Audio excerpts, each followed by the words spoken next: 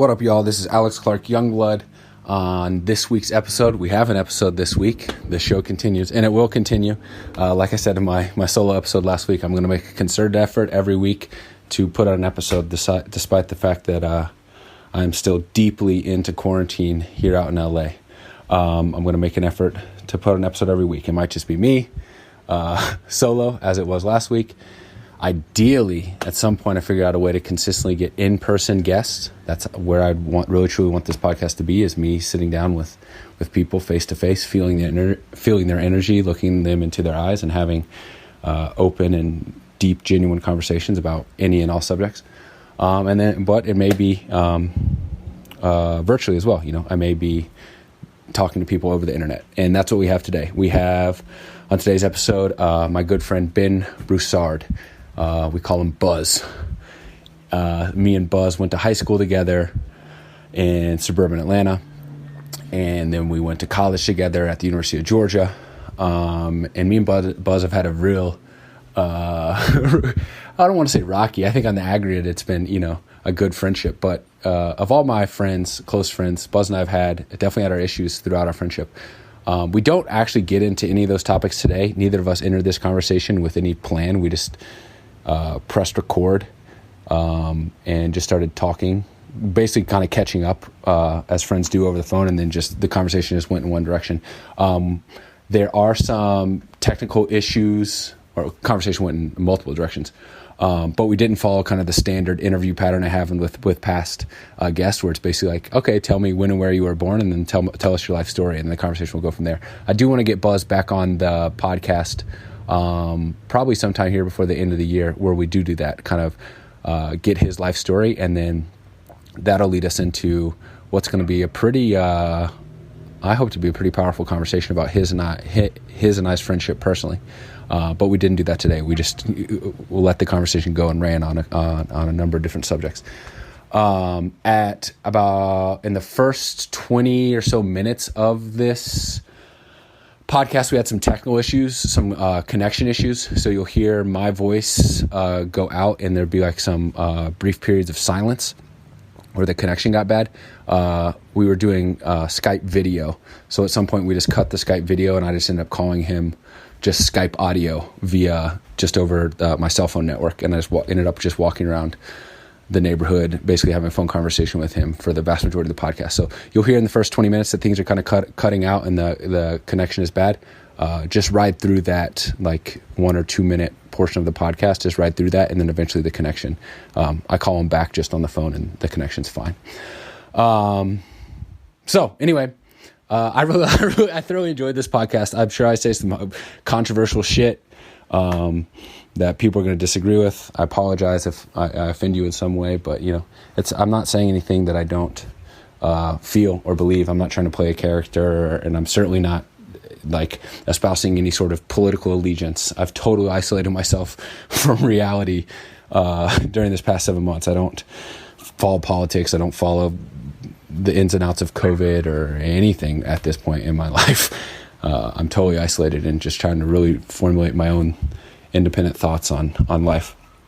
So you'll hear those during this podcast, and I thoroughly enjoyed it. This is actually, I had a lot of fun doing this one. This was one of the more just totally natural and spontaneous podcast preps we've done so far. So I really appreciate Buzz coming on and shooting the shit with me, and I hope y'all enjoy.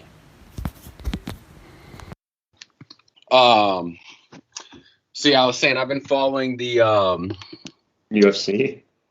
Dude, I've been getting my master's degree in mixed martial arts appreciation since quarantine. I've watched almost every single UFC event since the beginning of UFC, 1993 through. I just finished last night a fight that was in the last big fight I finished was UFC 196 when Conor McGregor lost to Nate Diaz, which is February 2016. So, dude, I've watched so many fights, but that's a big thing in the.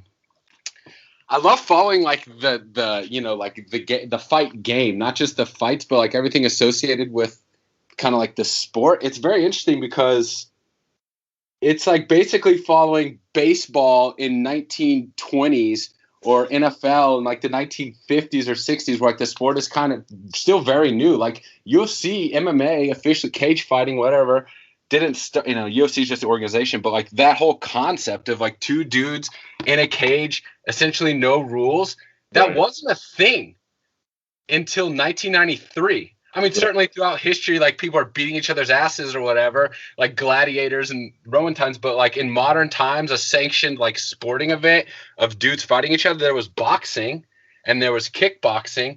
But it wasn't until the 90s that it was like, actually, no, let's just fight. And like essentially no rules. Like you can't poke them in the eyes. You can't. Actually, in the beginning, I think in the beginning of UFC, you could. I think you could poke eyes, kick them in the groin. I don't think there were any rules, really. It's basically human cockfighting. Yes, that's what John McCain would call it, right? And that's another fascinating part about the whole development of the sport was like it's sanctioned by it has to be sanctioned by the government. Like all of these, each individual state has an individual boxing commission. Boxing commissions, not MMA commissions, because historically boxing was the fighting sport. And then everyone was like, whoa, or at least MMA people were like, why are we just using our hands? And obviously kickboxing existed, and then it's like, wait, but why can't you like take them to the ground and break their arm? Well, I didn't realize that you were, because I listened to your episode last week. I didn't realize that you sort of dabbled in it. I dabbled in it, dude. I dabbled in it in Monroe when I couldn't play football anymore. Yeah. You're like gym football, like fucking talk about a sport that doesn't have, that's new and doesn't have like any infrastructure, dude. Especially in rural Louisiana, or not, semi-rural Louisiana. I don't even know how I found a gym or a coach. I guess I Googled. I mean, it's 2016. Google exists. So I guess I Googled like MMA gym, Monroe, Louisiana, and basically it was me and like an MMA coach who really was seemed like more of like a high school wrestling coach, and then a bunch of like teenagers up to like basically I guess I was 21. So it might have been like me and one or two other dudes were like the oldest ones. It was basically a bunch of like high school wrestlers and then a couple dudes like recently out of high school in a rec center. It was like a public rec center. And we would like 3 days a week rent out like the up floor of the rec center and put down mats and like fight each other. But you got popped in the face, right? Yeah, dude. And so I didn't. The term sparring? Like, to me, sparring, once again, I'm not a martial artist. I mean, nothing. Sparring was like, I guess I should have known. It's like scrimmaging, right? But to me, it's like scrimmaging at 50%. Like, if you're throwing a punch. It's shadow boxing. Well, like, if you're throwing full punch, right? You're like, and to me, it's like sparring. It's like,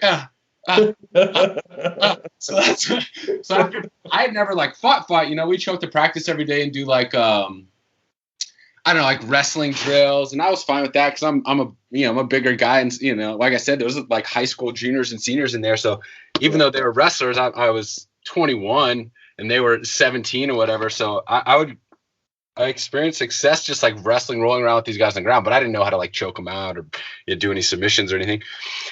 And then we would do like pads and punching. You giving a sponsorship right now? Sponsors. No, sorry, I was lowering my standing desk. Oh, okay. And if you want to cut the video anytime, feel free. Don't feel like you have to stand in front of this camera the whole time. I'm not going to put this on YouTube.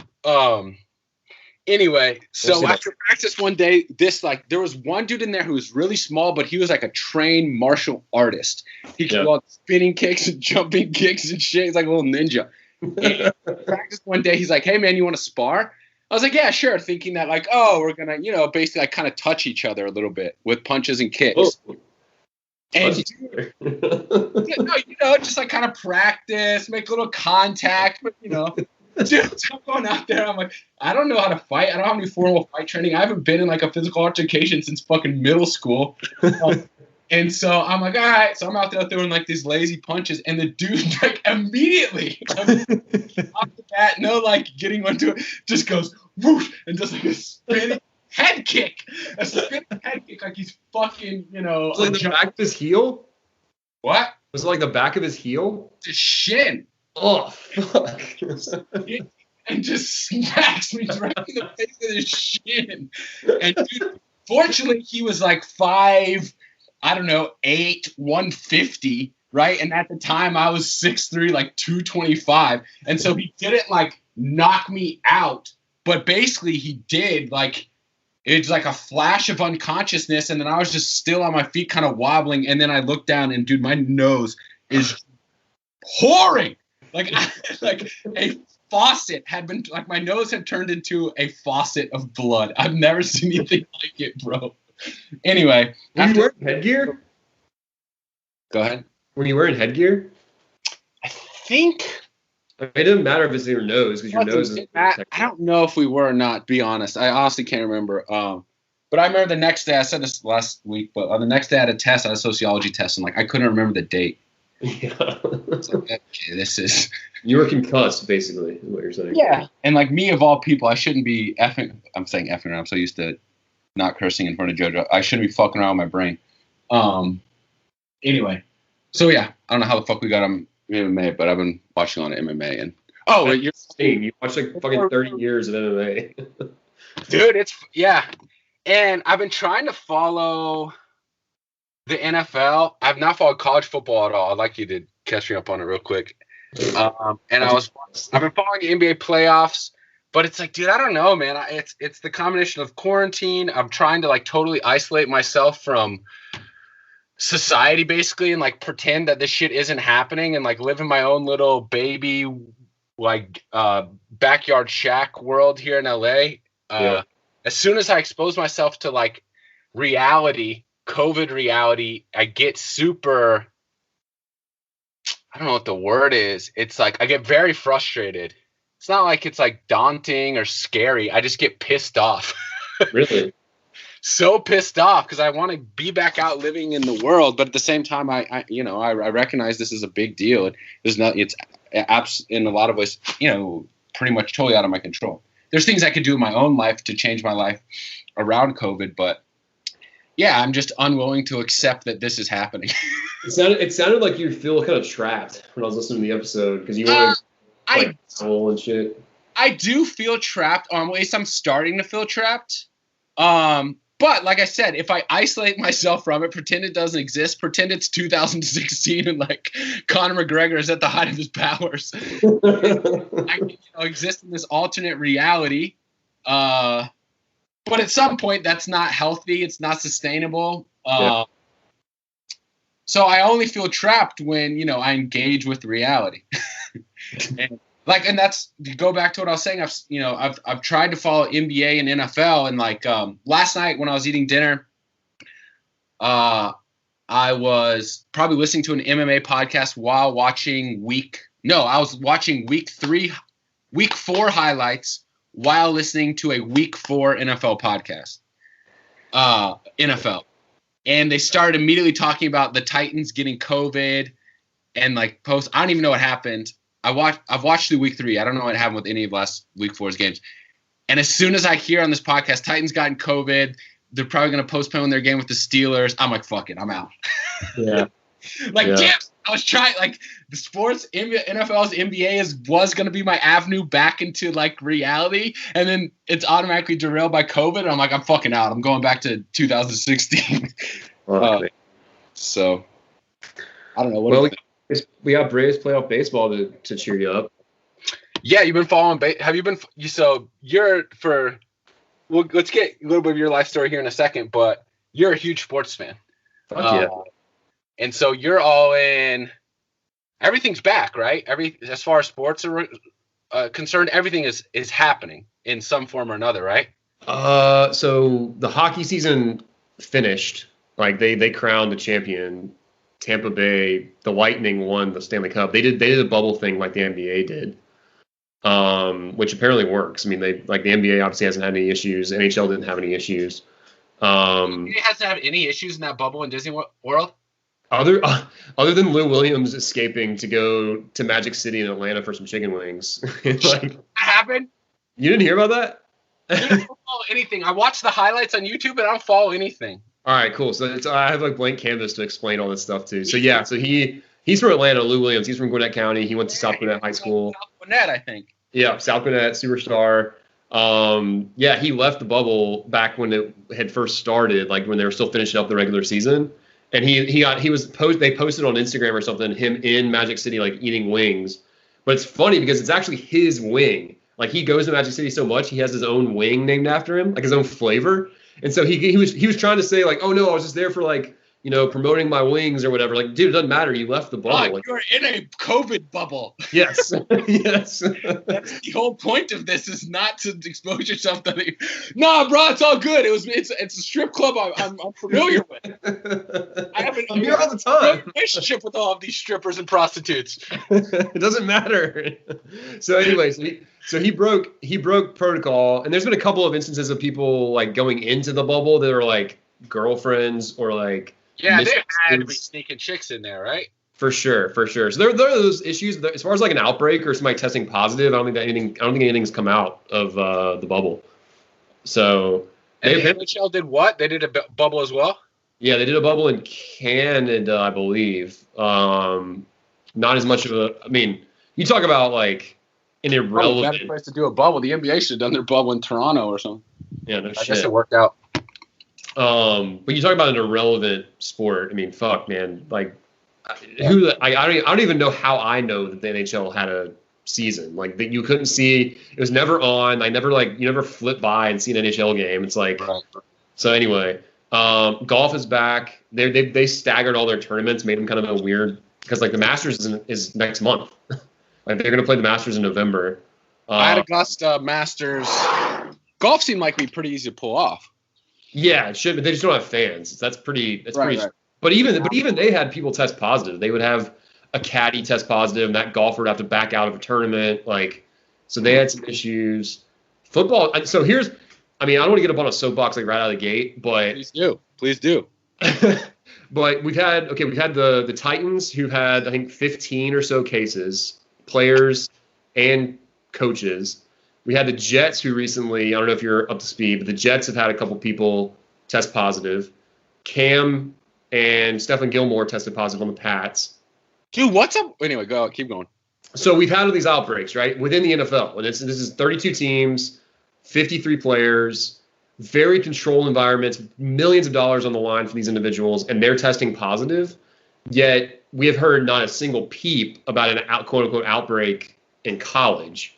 And I think I'm waiting for that Real Sports story in like 2 or 3 years where we find out that like UGA, that they had like 17 players test positive last week before Auburn, but they just like said like they're asymptomatic, so fuck it, we gotta play, boys. And I don't know if you've seen any of the highlights, but like the stands are quote unquote I've seen nothing. The only sports I've seen are NBA and NFL. Okay, so the stands are quote unquote like 25% full, but that looks like college. Yeah, but it's worse. Dude, that's 25,000 people in some of these teams. No, but it's worse. I don't believe those numbers. Like you watch the Auburn game and it looks like it's about 60% full. And it's like, yeah. And so you see all these college kids, and you know, I know people are gonna get pissed off about me being politicized, but just personally, how I feel, my gut reaction is that's awesome. 60,000 people. They don't give a shit. The stadium, we're back. We don't give a shit. I mean, yeah, that's the whole complicated thing about all of this. Is my initial gut reaction when you tell me that, you know, it looks like 50-60% of a 100,000 person stadium is full. To me, that brings absolute joy to my heart. I know to a probably huge percent of the population that brings anger and terror in their heart. But I mean, I know, once again, it's not a political thing. I do not follow any of this at all. I've totally isolated myself from everything, news-wise, everything. Yeah. But just my gut reaction, just how it resonates in my soul when I hear you say, hey, the stadium's half full. I'm like, fuck yes. Yeah. But I agree, dude, because all we're looking for. I recognize that is perhaps a reckless, reaction or whatever. But anyway, go ahead. Sorry. Well, here's what we're talking about. Like, I'm like you, just looking for like glimpses of normalcy, right? Like, just give me something that reminds me, that'll take me back like a year and like make me feel like, okay, life is normal. And to be honest, like I watched the entire College Game Day episode this morning for the first time all season. Is Game Day going to like campus like normal? Okay. They're at Clemson today. They sit 6 feet apart on the stage or whatever, and there's nobody. Campus? Yeah, in the stadium. Yeah. There's nobody there though. Like there's no fans, there's no signs, there's none of that normal kind of pomp and circumstance. Right. But it's normal. Like I watched 3 hours of college football preview shows today, and it's like, all right, cool, it's fall again. Like it feels like a normal life, and it's weird, seeing guys in masks and like the stadium being partially full. But I don't know, man. I'm like you. I'm kind of like, let's inch this thing back to normalcy because, I mean, people. I don't know, man. Like people are gonna die. It sucks. Like it's a shitty thing. I don't know. It's super shitty. Yeah. But like to me, it's even shittier to have COVID. I mean, it's not like if we totally isolate ourselves, this thing's just gonna disappear. Right. At some point, it's like, are we high? You can't hide. It's gonna be here. Yeah, it's funny. Compounding the problem. Anyway, I don't want to get. Well, we can talk about whatever the fuck this. But once again, I'm speaking out of total ignorance scientifically, but just my personal viewpoint on life. It's like, it's a risk. Fuck, man. We've had 7 months to wrap our heads around this risk. Yeah, gonna hide from it forever. Are people cool living like this? Jimmy tested positive for it a few months back. So be it. Like it doesn't. Good. I once again, it's like, and I don't know about the whole "can you get it twice" thing. What do you know about it? I don't think. I think he should have antibodies. Dude, if that's the case, if it's like chicken pox, right? You can't get it again. Give it to me now. Inject it in my fucking face today. Like, let's go. Yeah, I hear you. I don't know, man. I think that I totally agree though that there's so many opportunities and such a like. There's so few opportunities to like experience life. And if we're going to just chalk this thing up to like, all right, the entire year of 2020 is just staying in our house. I don't know, man. Like if I was 12 or if I was like 80, I'd probably have a different opinion because I couldn't do much at neither of those ages anyway. But we're in like the prime of our lives, like physically, socioeconomically. Like Rochelle and I, especially, we don't have kids. So like, this is our time to like, just go do whatever the hell we want. And I don't know. Yeah, and listen, dude. I find myself in my conversation. The only thing I know about COVID is been conversations like this with individuals, right? At some point, we'll see how this podcast progresses. Maybe I'll get a fucking actual someone knows what they're talking about, epidemiologists or doctors. Not me. But it's, dude. At the same time, it's like, and once again, I'm a crazy person, but like I think your opinion of COVID is just as valid as a doctor's opinion of COVID. You're a human being. This is your life. Like I think what you have to say and your feelings are just as valid as what a doctor's feelings and views on the matter. This is affecting every single one of us. Yeah. It's such a tricky fucking thing, man. But yeah, I mean,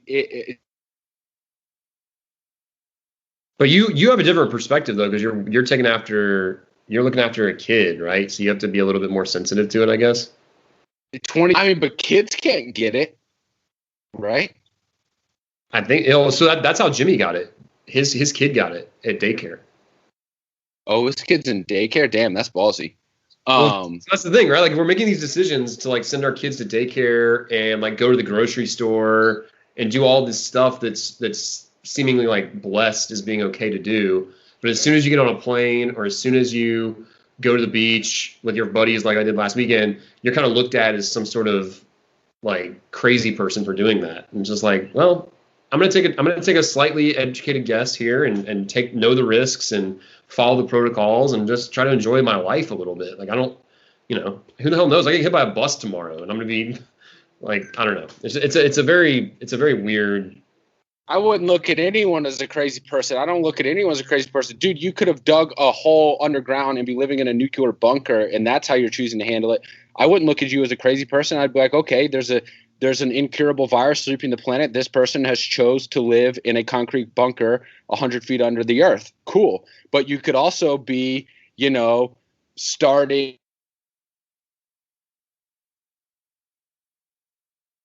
railing against the government. I don't think you're a crazy person on that side either. I think this is a crazy fucking time, and anyone's reaction to it is a valid reaction. So if you're getting on a plane to go see friends across the country, so be it. If you're hiding in your house forever, so be it. Like, I don't judge anyone for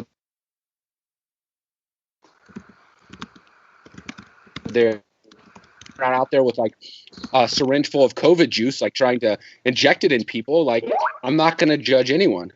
I'm breaking up. Fuck. Just a tad, like every 20th or 30th word, you're kind of coming in and out. That bunker Wi-Fi is messing. Not great. I'm far away from the Wi-Fi. I might cut my video here in a second. Well, I'm gonna repeat what I just said. Keep telling me that if it keeps breaking up. Thank you for saying that. Anyway, what I just said, if it was unclear, was I don't care if you're living in a bunker underground or if you're, attending sporting events of 100,000 people. I think everyone should be allowed to handle this shit the way they see fit, and that's kind of. I mean, it's not only how I view COVID; it's how I view life. As long as you're not actively causing direct harm to another, I think you should be allowed to do whatever the fuck you want with your life. Be allowed to inject heroin in your veins. I think you should be allowed to fuck. I just cut my video. All right, let's cut video again. God damn it! I'm gonna stop and listen to this recording real quick, and I'll call you right back. This is a good start. Oh, now just on Verizon. Okay, that'll probably be better. Maybe the government's listening into this call. Man, I wouldn't doubt it. All right, well, let me know if it gets choppy, and then we're just gonna have to deal, I think, with what this is. Okay. Hopefully, I'm sure the audio will sound fine. It's just, I mean, I won't be able to see that awesome facial hair of yours. Dude, I prefer honestly no video because looking at myself is just kind of shameful at this point. Dude, you and me both, man. I'm on my second buzz cut of this pandemic, and it is rough looking. I'm on zero cutting of any hair during this pandemic, and it is looking extremely fucking ragged. No, man, you look like a SoCal bro. It's awesome. That's what I'm going for. I mean, I'm so glad. I mean, this is the perfect time to grow my hair out long and put it in a ponytail. I've always wanted to be able to put my hair in a ponytail. I don't think it looks good. I don't think I'm some kind of fucking anti-society surfer bro. I guess I do kind of consider myself an anti-society bro, but the hair has nothing to do with it. A little bit. I've always just wanted to put. This is the time of my life where I want to be able to say I had my hair in a ponytail at some point in my life. And fuck, no one's ever seen. It looks so gross. No, I love it. And I'm so sweaty and greasy, kind of perpetually. It just really exasperates the whole situation. But now's the time to do it, right? I mean, hell yeah, man. I'm hanging out with no one. I have zero social contact with anyone but JoJo and her fucking parents. So are you doing that on your own? Is that your own sort of decision, or are you thinking? No, dude, are you kidding? All right, so let's go back to where we picked up was kind of COVID talk. No, dude, if I were living on my, dude, I'm kind of reckless. If I were living on my own, I would have quarantined for the first week. Honestly, this is if I were living on my own, for instance, if I had stayed in DC and was working at Equinox, mm-hmm. And I was living with Sam at the time, mm-hmm. I would have sat him down and been first off, Equinox would have closed, so I would have had to figure out another way to make money. And I could have figured something out in DC, I would have figured something out. I would have had to gone to my roommate and been dude, how do you want to handle this? Because we live together. Obviously, we're going to be exposed to one another. Sam's a pretty risk-tolerant individual, so I think he probably would have been cool with us not quarantining or limited quarantining. But let's just take a roommate out of it. If I were living totally on my own, just a single guy living in a a one-bedroom apartment, whatever, dude, I would have probably quarantined for a week, and then after that, I wouldn't take any measures. Obviously, there are certain things you can't avoid, right? You have to wear a mask when you go to the grocery store, or things aren't going to be open. Right. But I don't, dude, straight up, and people can judge me all they want for this, but this is just honestly how I feel. Sorry. I would have if there was a party, I would go to it. If there was an event, I'll go to it. If there's, I have zero concerns about contracting this thing.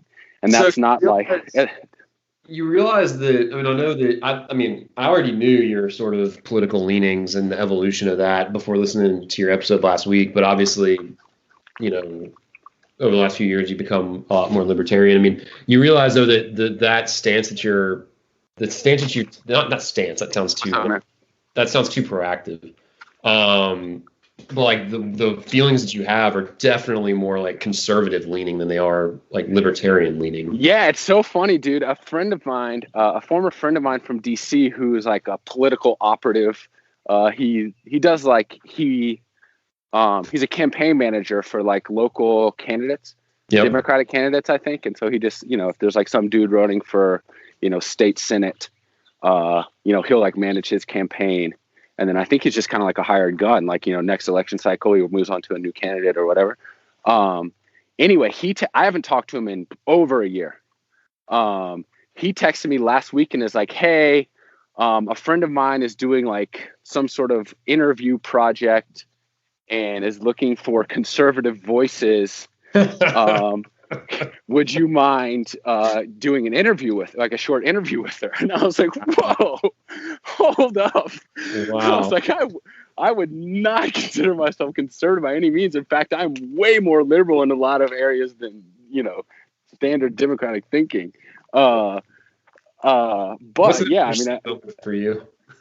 Say that again. That must have been an oh shit moment for you. I mean, not really. I conversation with people that, because most of my friends are very liberal and in my mind adopt like a very just kind of adopt the policies of the Democratic Party, right? I don't want to hate on people, but I see a lot of people just kind of adopting. It's sports, bro. It's life sports. Dude. It's, you're a fan of the red team or you're a fan of the blue team. And so if you're a fan of the red team, you adopt the red team policies, right? Yep. Our quarterback is the best. Our offensive coordinator is the best. Our offensive scheme is fine. We don't question it. Yep. And I love sports. That's what sports is for. Sports is for blind allegiance and irrationality. Life is not for blind allegiance and irrationality. Life is for nuance and critical thinking. And for me, individual execution of your life, Isn't that the single truth though from this whole thing, this whole pandemic, is that it's shining a ton of light on every aspect of human life that needs sort of like reconsideration. I think whether it's your personal relationships where you kind of been forced to live with each other or like, be on top of each other for 7 months and like obviously a lot of divorces and a lot of like breakups have happened or, whether it's working, like where the commercial real estate market, like I don't know how it's going to recover because all these companies are adapting to remote work and, Square where I work has gone full on work from home policy forever. And it's like, but that's like been one of those like, and I think you're right. Like the tribalism of politics has definitely come to the forefront because this is the perfect moment where there is some nuance and there is like a middle ground, but there is no middle ground. Like you're either like blind allegiance on one side or the other. But like for folks like us who are more, I don't want to say like more critical thinkers, but just people who don't like abide or don't subscribe to a certain party of politics, like there's so many layers here. And I think that yeah. Sorry, keep going. I don't mean to interrupt you, but sorry. I get fired up. I was going to say, like, to your point about fandom, because I think it's funny. Like, I've always had an issue with Lenny about this in the past, because I've always thought that he's too much like of that type of fan where he doesn't question anything. Like, he's always super positive. You're talking about sports. Yeah, sports. Yeah. Yes. Lenny is the perfect example of what I was kind of just saying, and I'll let you say it here. But yes, Lenny will never question the Braves. Everything is roses. Everything is headed in the right direction. He'll never question, the Georgia Bulldogs. We're going to win the national championship every year if you ask Lenny, right? Yep. But that's cool. I mean, that's what sports is for. Sports is for that kind of irrationality and investment, like emotional investment, and lack of critical thinking. That's the fun part about sports. It's you suspend your critical thinking because you're just all in for your squad. That's what makes it fun. Yep. But you can't handle life like that, dog. Nope. Handle life like that. That's I mean, first off, it's childish. It's drone-like behavior. It's, to me, like you're like castrating the like lifeblood of existence, which is you are a unique individual human being with your own ability to make your own unique decisions and determine your own unique path in life. And you have one chance to do this. So like, be you, be truly you and think truly like you. And certainly all of our thoughts we're all human beings kind of exposed to the same variables, generally speaking. So a lot of our thoughts are going to align in the same directions in the aggregate. But this is a whole different thing, man. And that's why someone would reach out to me asking to hear from a conservative voice. Yep. Because if my view on COVID is not directly in line with the Democratic Party, oh, well, then I must be a Trump supporter. Yep. Either on red team or blue team. And if you're not all in on blue team, oh, well, then you must be on the red team. It's like, no, bro. Yes, I don't think the government should have the ability to shut down someone's private business. But I also, believe in the legalization of all drugs. And hold on, I'm passing a cement truck right now. I'm just walking around the neighborhood here in LA. No, but you're right. You're right. Yeah, there, so I may be I may not. Well, here we go. Just I said I'm walking around the neighborhood passing a cement truck. I may not wear a mask when I walk around my neighborhood, but I also don't believe in the concept of borders. So those are two. One of those would be considered an extreme conservative position, and one of those would be considered like a super extreme liberal position.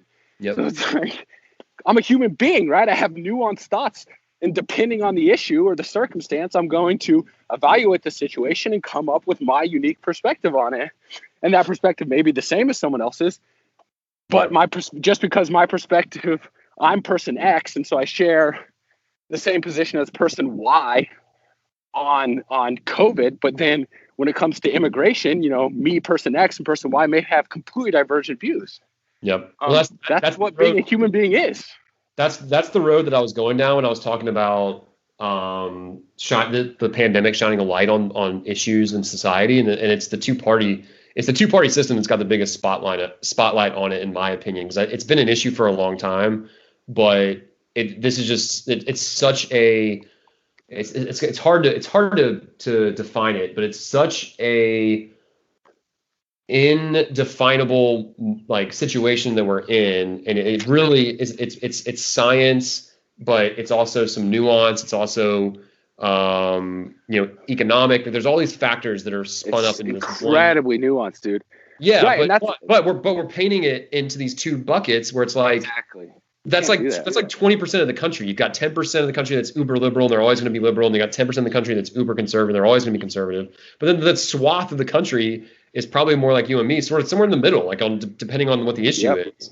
And it's like, when are we going to have, God forbid we have a fucking independent candidate, not a Bernie Sanders independent, like a legitimate independent candidate that's got not crazy, but super skewed views on seemingly very political party type of situations. Like you have the pro-life Democrats that are basically shunned from the political system, because it's like, well, if you're anti-abortion, then, or if you're anti-abortion, then you can't be a Democrat. It's like, get the fuck out of here. Abortion's a great one to acknowledge. It is, well, I mean, we're going to get deep into it now, but with abortion, it's like, yes, you're a Democrat, so you're pro-choice, right? And so, but let's at least acknowledge the fact that you're killing a baby. Sure, you're preventing it. Well, let's not get crazy radical. You're preventing a human life, I think, is the better way. Okay. Yes, that if you didn't rip that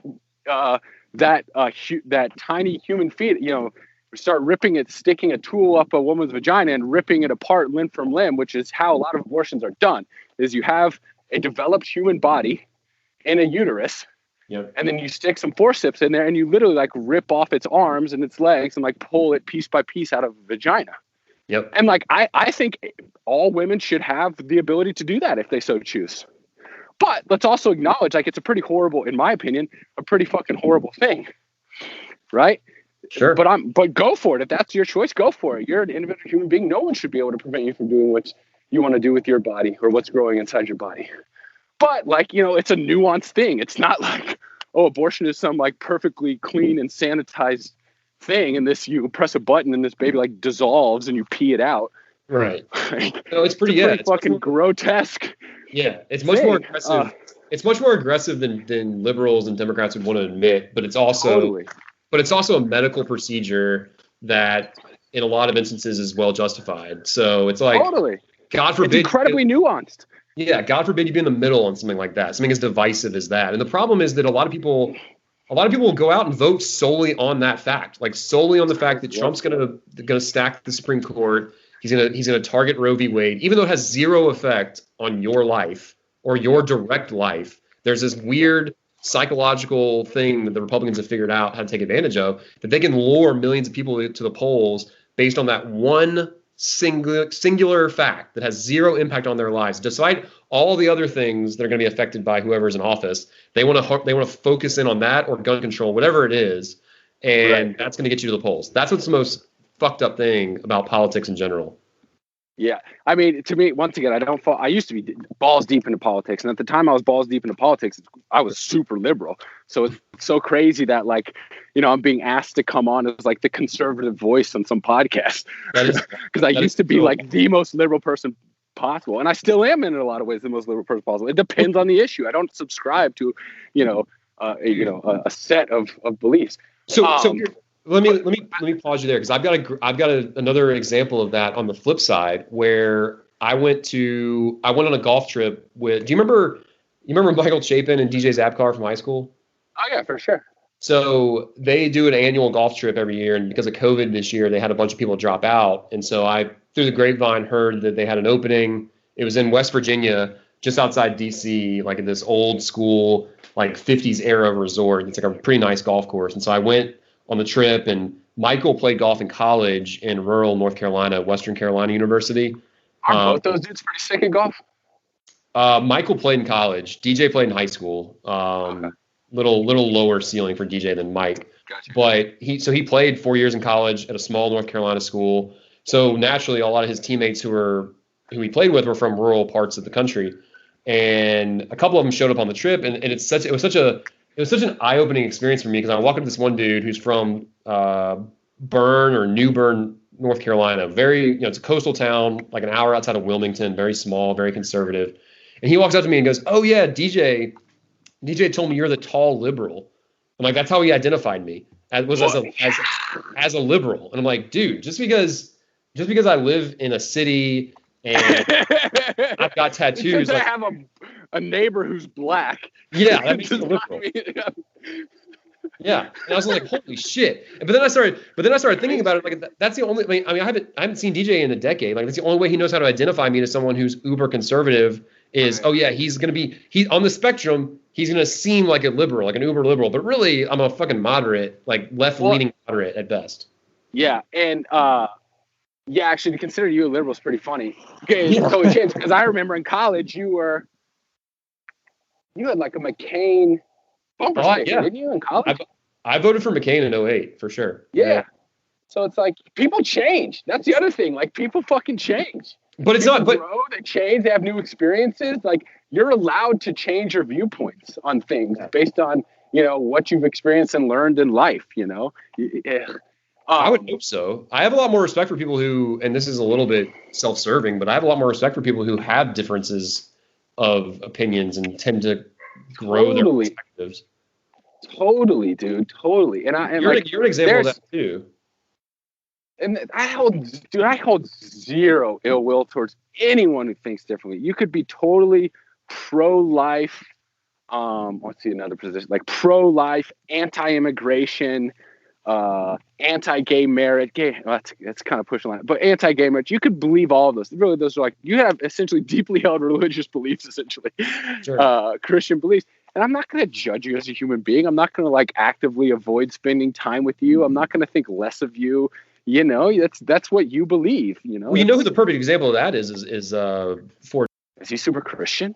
Well, I mean, not the examples you were giving. He's not anti-gay marriage or anything like crazy like that. But I mean, he's a born and bred Catholic, and so is Adrian, and they both have a lot of. Sorry, you're referencing someone we went to college with. I was thinking you were referencing someone we went to high school with. I was getting confused. No. He's. I mean, and Jimmy and I give him shit all the time for being Catholic, but also being a college educated, like, very intelligent person who should know better than to do these certain things or like support this organization that's been, anyway. Oh, you mean the International Child Fucking Cult? Exactly. What Yeah, are you talking about? I reflect back on some of these weddings we've gone to, and it's like I'm totally anti-wedding at this point. And I've told friends in my later half of my 20s and in my 30s, like, dude, just don't invite me to the wedding. And like, unless you really want me to be there for one reason or another, and if you know anything about my wedding history, you should have zero desire for me to be at your wedding. Dude, you're perfect for my wedding. Well, okay. Well, I think you have a lower tolerance or a higher tolerance, I guess, for whatever. Anyway. Well, I know what you're talking about, though. I've heard. Trust me. I think the problem is having you in the wedding party.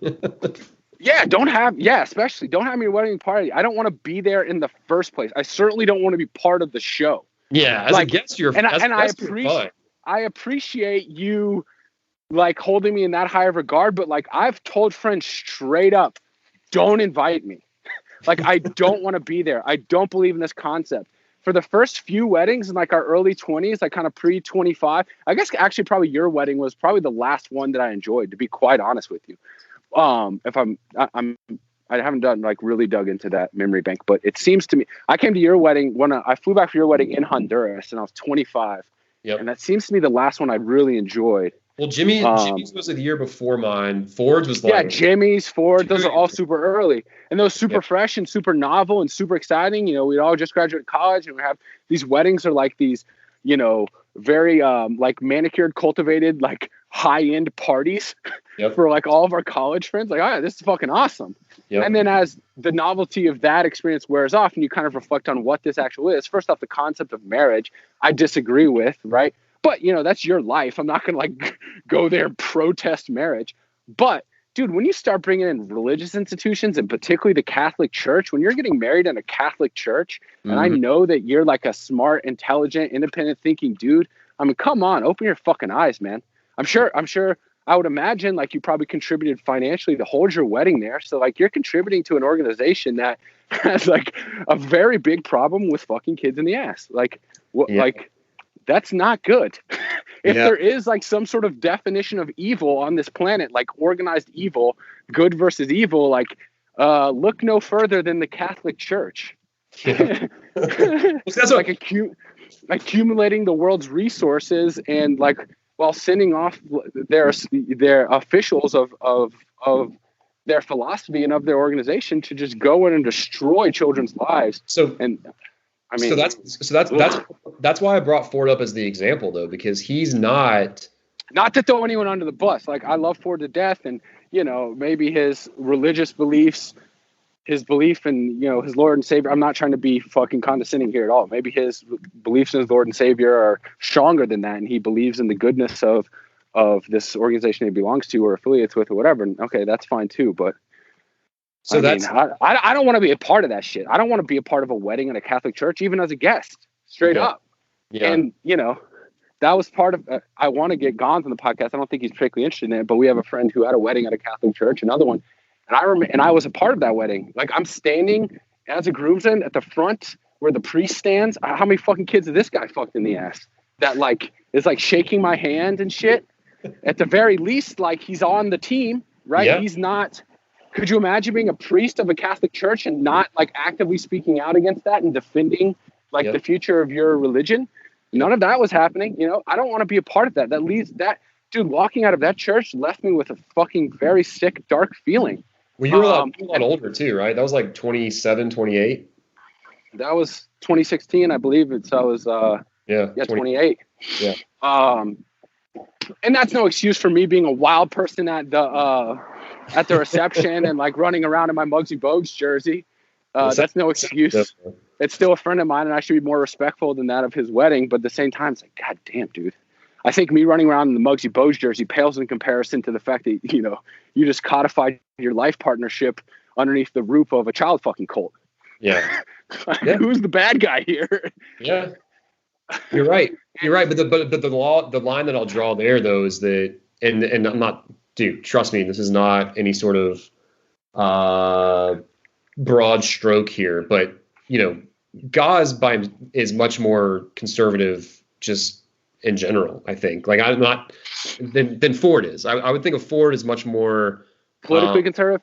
Yeah, but even Gons, well, because Gons is like pro Second Amendment. He's former military. He's former police officer. Yeah, that's all true. But Gons is also a very independent thinking dude, and I'm certain he's pro marriage, even though he's totally and hates me being a pothead. I'm sure he's pro legalization of marijuana. You know, but you know, even Gon's a very smart dude, and certainly he holds conservative opinions. But I guarantee you, he holds very liberal opinions as well. It's a great example, actually, of that kind of thing. On a surface, though, you'd be like, "Oh, this guy's definitely voting for Trump. He owns like 6 guns. He used to be in the army. He used to be a cop. You know, he lives in Roanoke, Virginia. You know, you'd assume this guy's definitely marching the streets for Trump. I guarantee you, Gons is not voting for Trump. I guarantee you, he's not.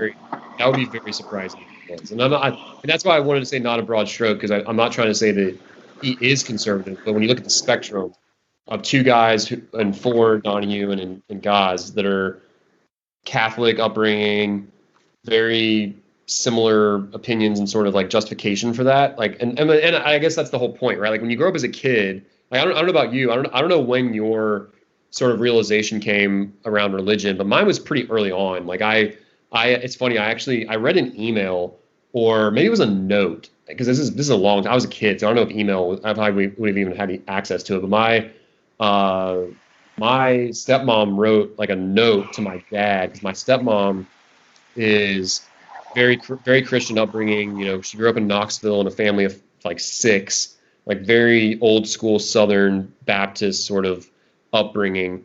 And church was always a big part of her life and my young life. And I distinctly remember when I was about 10 or 12 years old, reading a note that she wrote to my dad saying, in summation, essentially, like, thank you for like acting like you care about religion. And like, and you know, even I think it was even something like, even though you don't believe in God or you're not religious, like, thank you for like coming over, or like at least like enabling me to still continue my faith, kind of thing. And that was a huge moment in my life, because when you're 10 or 12, it's Jesus was resurrected. It's, you know, the birth of Christ is why we celebrate Christmas. There is a God, and he's watching you at all times. So even though you're like discovering yourself as a little boy, like, don't you think those thoughts. Don't touch that dick. Yeah, don't you dare do that. And I'm like, holy hell. And I was like very. Dude, sorry to interject, dude, I still feel that way. When I like get out the lotion, pull up something on Pornhub and start like rubbing my dick, dude, I still feel like this tinge of guilt, like Jesus is looking down on me. Really? Seriously, it's that ingrained, dude. When you ingrain that shit that deeply in childhood, it's impossible.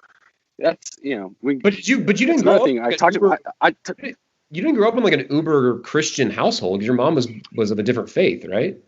Yeah, but it's still of a faith, and it's still, while the rules are a little more loose, it's still like don't have sex before marriage, that kind of stuff, right?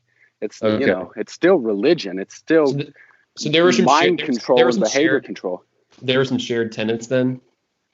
Yeah, I mean, that's kind of the crux of the Baha'i faith in general, which was kind of the religion I was brought up in, is that it believes in legitimacy of all faiths and all like quote unquote manifestations of God, messengers of God. So be it Jesus, Muhammad, Abraham, you know, they're all pretty much saying the same thing. Dude, talk about a mind fuck, like a religion that it believes in all religions. That's like uber liberalism meets like uber conservatism, like head on. Totally. And I'm actually quite thankful that I was exposed to that in an early age, because it did open my mind to like, oh, everyone does have a point. Right. And like, there is no singular right answer. Right. And so I wasn't that acutely aware of like that concept when I was fucking 10, but that certainly laid the groundwork for me growing up as a child and forming my viewpoint of reality is like, oh, you know, there can be more than one right answer. Sure. Because like you said, going back to the time when you're a child, you believe in Jesus, you believe Jesus was resurrected. And so I grew up thinking like, yeah, Jesus was resurrected, but also like Muhammad was a cool dude. And like, you know, Abraham had a lot of great things to say before Jesus. He like laid the groundwork for him and shit like that. So I believed in all that stuff, which I think influences who I am today, right? That's like going back to the political discussion. Like you can be, you know, anti-mask or whatever and still be, you know, pro-gay marriage or something. Anyway. Well, yeah, I mean, but to bring it back to the Catholicism thing, I think, you know, me having that at such a young age, that, to your point, like, Christianity is not the truth, right? Like, that's someone's perspective, and then understanding that, oh, my own dad, who I would probably consider my best friend in life, like, he doesn't believe this. Holy shit, what a mind fuck that was. Like, me realizing he's basically pretending for my sake. Yeah. So realizing that at 10 or 12, like, I would imagine someone like a Ford or a Gaz, like, maybe not having that realization until college potentially. Like, that's just a huge difference. Like, if you're 10 or 12 and realizing that versus if you're like 16 or 18 and realizing that, like, maybe it's just so ingrained in you at that point, it's just harder to overcome or flip that switch. Dude, well, I'll transition this to another very controversial topic, and I'll continue to, like, dig myself into a fucking cancel culture hole. Because I look at racism the same way. I don't blame racist people, dude. The interview I talked about this when I did the interview with my grandma, who's fucking, you know, born in 1937. I did an interview with my dad, who was born in 1957. Dude, My dad grew up watching black people get hung on the neighbor's property. Oh, I heard that episode. That was without crazy. any sort of, like, due process, or even, like, you know, they didn't even get, like, a stacked jury against them. They just, you know, got hung. Yep. And so how would you possibly expect someone like my dad to make a total and my dad doesn't espouse, like, any overtly racist, you know, beliefs. It's not like he's, like, throwing on a hood. Sure. I don't, you know, at this point, he's probably indifferent, but he's certainly had to undergo a massive, like, reconceptualization of race when you're going as an 8-year-old with your Boy Scout troop to see black people get hung on, like, the neighboring plantation. Imagine that's going to leave a lasting impact in your view of black people in general. Probably. And so how could I fucking, you know, that type of shit, you're never going to shake that unless you're undergoing, like, some sort of very concerted psychological, like, therapy. And quite frankly, in my opinion, you need, like, psychedelic therapy as well, unless you're really quite, like, digging up your entire brain, creating an entirely blank slate, and then, like, replanting your brain. Like, how could you not continue to hold racist tendencies? And so, of course, we're going to continue to have symptoms of racism in our culture, but let's get perspective on the issue, man. It's like, within my dad's lifetime, he's gone from seeing black people potentially be hung for no reason or no justifiable reason to 60 years later, the most powerful man in the planet being a black person. Yep. So it's like, dude, that is a radical transformation of consciousness in one person's lifetime. To me, it's an impossibility for a single individual to fully conceptualize and undergo that transformation in one lifetime. These type of changes truly take generations. Sure. It's so certainly there's, you know, certain racist tendencies that exist within society, within individuals' hearts today in 2020, and that's a horrible thing, and we all wish it wasn't so, or hopefully the vast majority of us wish it wasn't so. But let's be realistic, man. In a single lifetime, in the 20th transitioning in the 21st century, we've seen black people being hung, black people being lynched, to a black person being the most powerful person on the planet. And honestly, a black person is probably about to be the most powerful person on the planet on again. If Biden gets elected, that dude's going to die in a year. And then we're going to have another black president, which is phenomenal. Yep. I mean, shit, let's get some perspective on what's going on here in society. Like, the Ku Klux Klan is not marching on, like, the Capitol in D.C. by the millions. There are certain individuals out there that hold racist tendencies, but of course they do. They were ingrained in that philosophy as fucking babies. Like, I think we should give both individuals who have made that transformation and us collectively as society a lot more credit. I think we should do a lot more patting on the back for the process we've made, rather than constant criticism of, like, really the last remaining remnants of evil thought. I don't think we should, like, give the last remnants of evil thought any attention. So, like, let's celebrate the fact that the progress we've made, rather than fucking marching in the streets chanting about how horrible. obviously easy for me to say as a fucking white dude who grew up in the suburbs, but Well, I mean that's how I feel.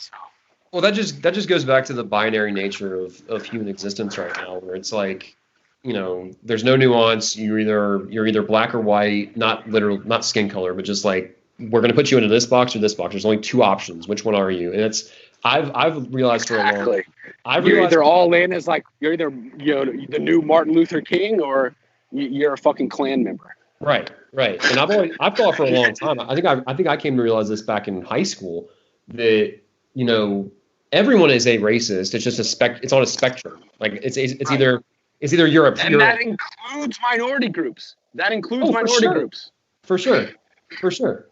Totally. But I think and before you realize that, like it's impossible just from human nature and biology standpoint to not see someone's visual appearance and make 16 preconceived notions about that person, like right off the bat. That's just how society. If you weren't, it's not how society works. It's not just how society works. It's how the human brain works.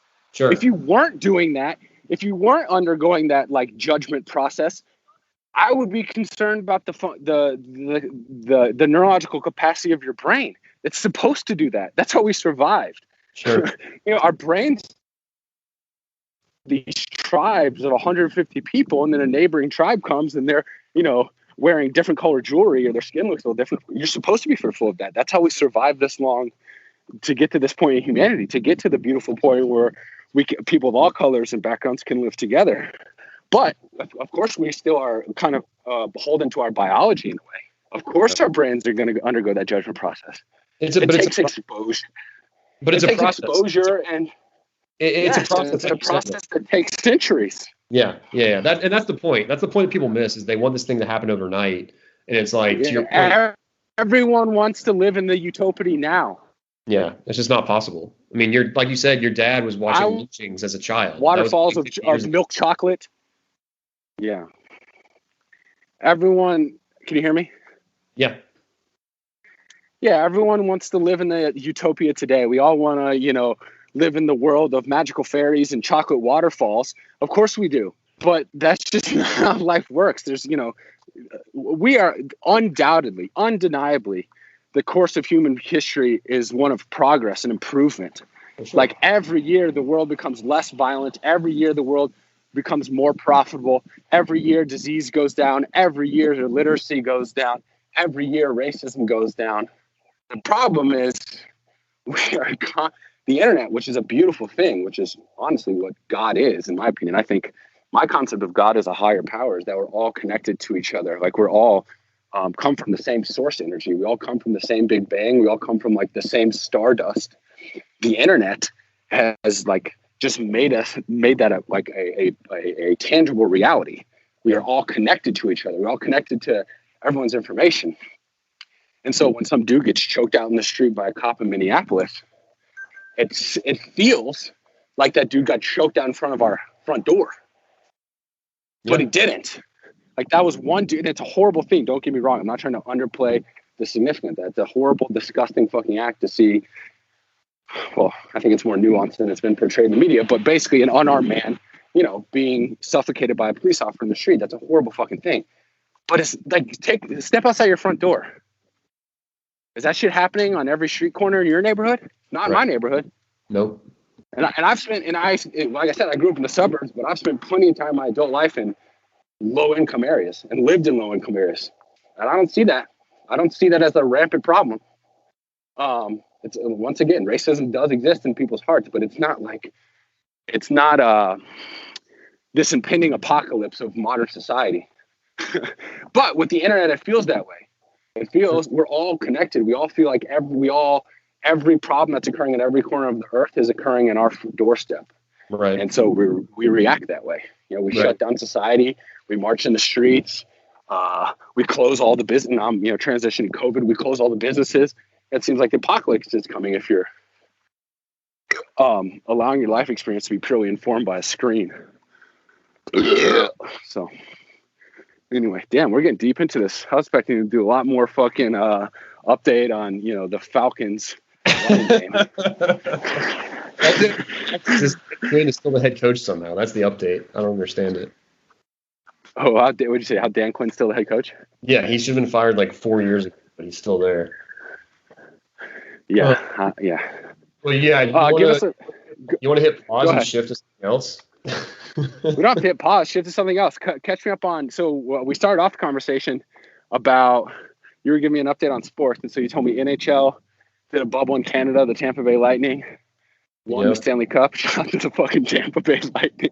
How about the Tampa Bay Lightning? If anyone's never been to Tampa Bay, like you could not be farther away from Canada. How you doing, man? How about the Tampa Bay Lightning winning the hockey championship in a bubble in Canada? Hell yeah. Love it. Welcome to 2020. That's fucking insane. And then so let's go from least popular to most popular sports. So then baseball. Baseball is what? So give us just a quick overview of how baseball handled their return. 60 game regular season, which they did not do a bubble for some reason. They were traveling. Right. Okay. Around. So baseball hadn't started yet when everything shut down. They were about to start their season. Correct. Yep. Okay. So they just did a 60 game regular season. So cut 100 games off the season. Damn. The only thing that they did to sort of curb the spread was they regionalized the schedule. So the Braves only played NL, AL East teams because they were in the NL East. Same with the Central. Same with the West. So they all got stayed in those thirds of the country. But they were still traveling, and so the Marlins got impacted really early on with an outbreak of COVID. They had to miss. They missed like 12 games. Had to make them up in doubleheaders, and I think. Yeah, I think I saw some stat that they ended up playing something like 20 games in like 14 days or something insane. So they didn't do as good a job because again, like there's no reason to play in empty stadiums. I don't know why they were all felt like they had to travel to these stadiums. But they got through. Yeah, why did they just do a bubble? Seems like they could have done an NBA type bubble pretty easily. And that's what they do for spring. Not to mention they have that infrastructure in place with spring training. That's what they do. Well, a couple of reasons. One, the players' union is a little bit stronger, I think, in the MLB than it is. Maybe. Well, that was one. Okay, I do remember hearing shit about that. That like.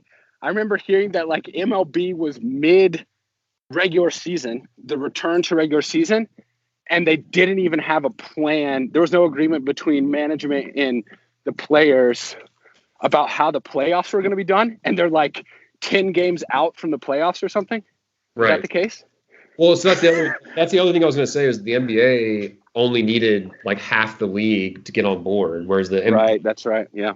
That was much easier to sort of like figure something out, whereas the MLB season hadn't even started yet. So it's like how so I mean they played 60 also the MLB is probably much more politically diverse than the NBA. NBA seems, once again, this is a generalization, but the NBA seems pretty fucking liberal. Yeah, I would agree with that.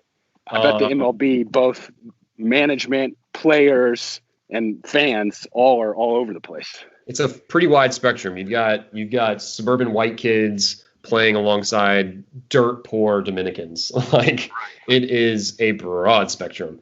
But yeah, so they got through the season, even though it was kind of touch and go at the start.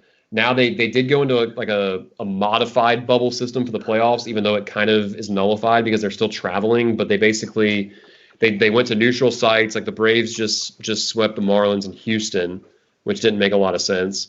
But they basically identified, I think more moderate temperature or like more moderate climate destinations for these games. They wouldn't have to worry about rainouts or that kind of thing.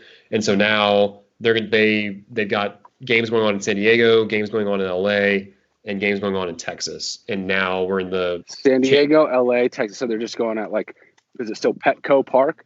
Yeah. So Petco had the ALDS. The Yankees won, the Rays won Game 5 last night. So it's Rays. Tampa Bay is hot right now. Dude, Tampa's that's where you want to be. You want to be in Tampa. Everyone should be flooding. And they got Brady. Damn. And they got Brady. Yeah, dude. Yeah, that's the place to be, man. Great strip clubs. Yeah, that's what I've heard. Anyway, so yeah, so Busch Gardens is also off the chain. Well, don't forget about St. Pete. People forget about St. Pete. That's just right across the canal there. So that's like the original Twin Cities. Yeah, St. Pete. More shout outs to the Catholics. Sure, that guy was totally on the up and up. Yeah. Well, it's Florida. So it's Rays versus Astros in the ALCS, which I think is being played in Arlington, and it's Braves versus Dodgers in the NLCS, which is going to be in Arlington as well. So, did you say Braves? Braves, Dodgers? Yeah, dude, we made the NLCS first time in 20 years. Woo! NLCS. So that's the semifinals. Yeah, man. Holy smokes, that's happening right now? Monday. Dude, I'm gonna tune in. Hell yeah, you are. 8:00. I did last season, dude. I hadn't watched a Braves game or baseball period since Bobby Cox's last game. Damn. And I can't remember the last time I went to a game. Honestly, cannot remember. It's probably you. I was right with you the last time I went to. It might have been that Jason Hayward game we went to. Was that senior year? Jason Hayward's first game. Yeah, that was 2010. Honestly, I think that's the last time I went to a baseball game. I can't remember. Oh no, I went to a Rockies game in 2013. Didn't I? Yeah, I did. I was very stoned. I have very vague memories of it. In Colorado. At course. That's a dope stadium. It was fun. It was a lot of fun. I think that's it though. Anyway, all right. So the Braves are back. I might tune in for that. So Braves, Dodgers, NLCS, and on the American League side is Rays and Astros. And they're playing in Houston?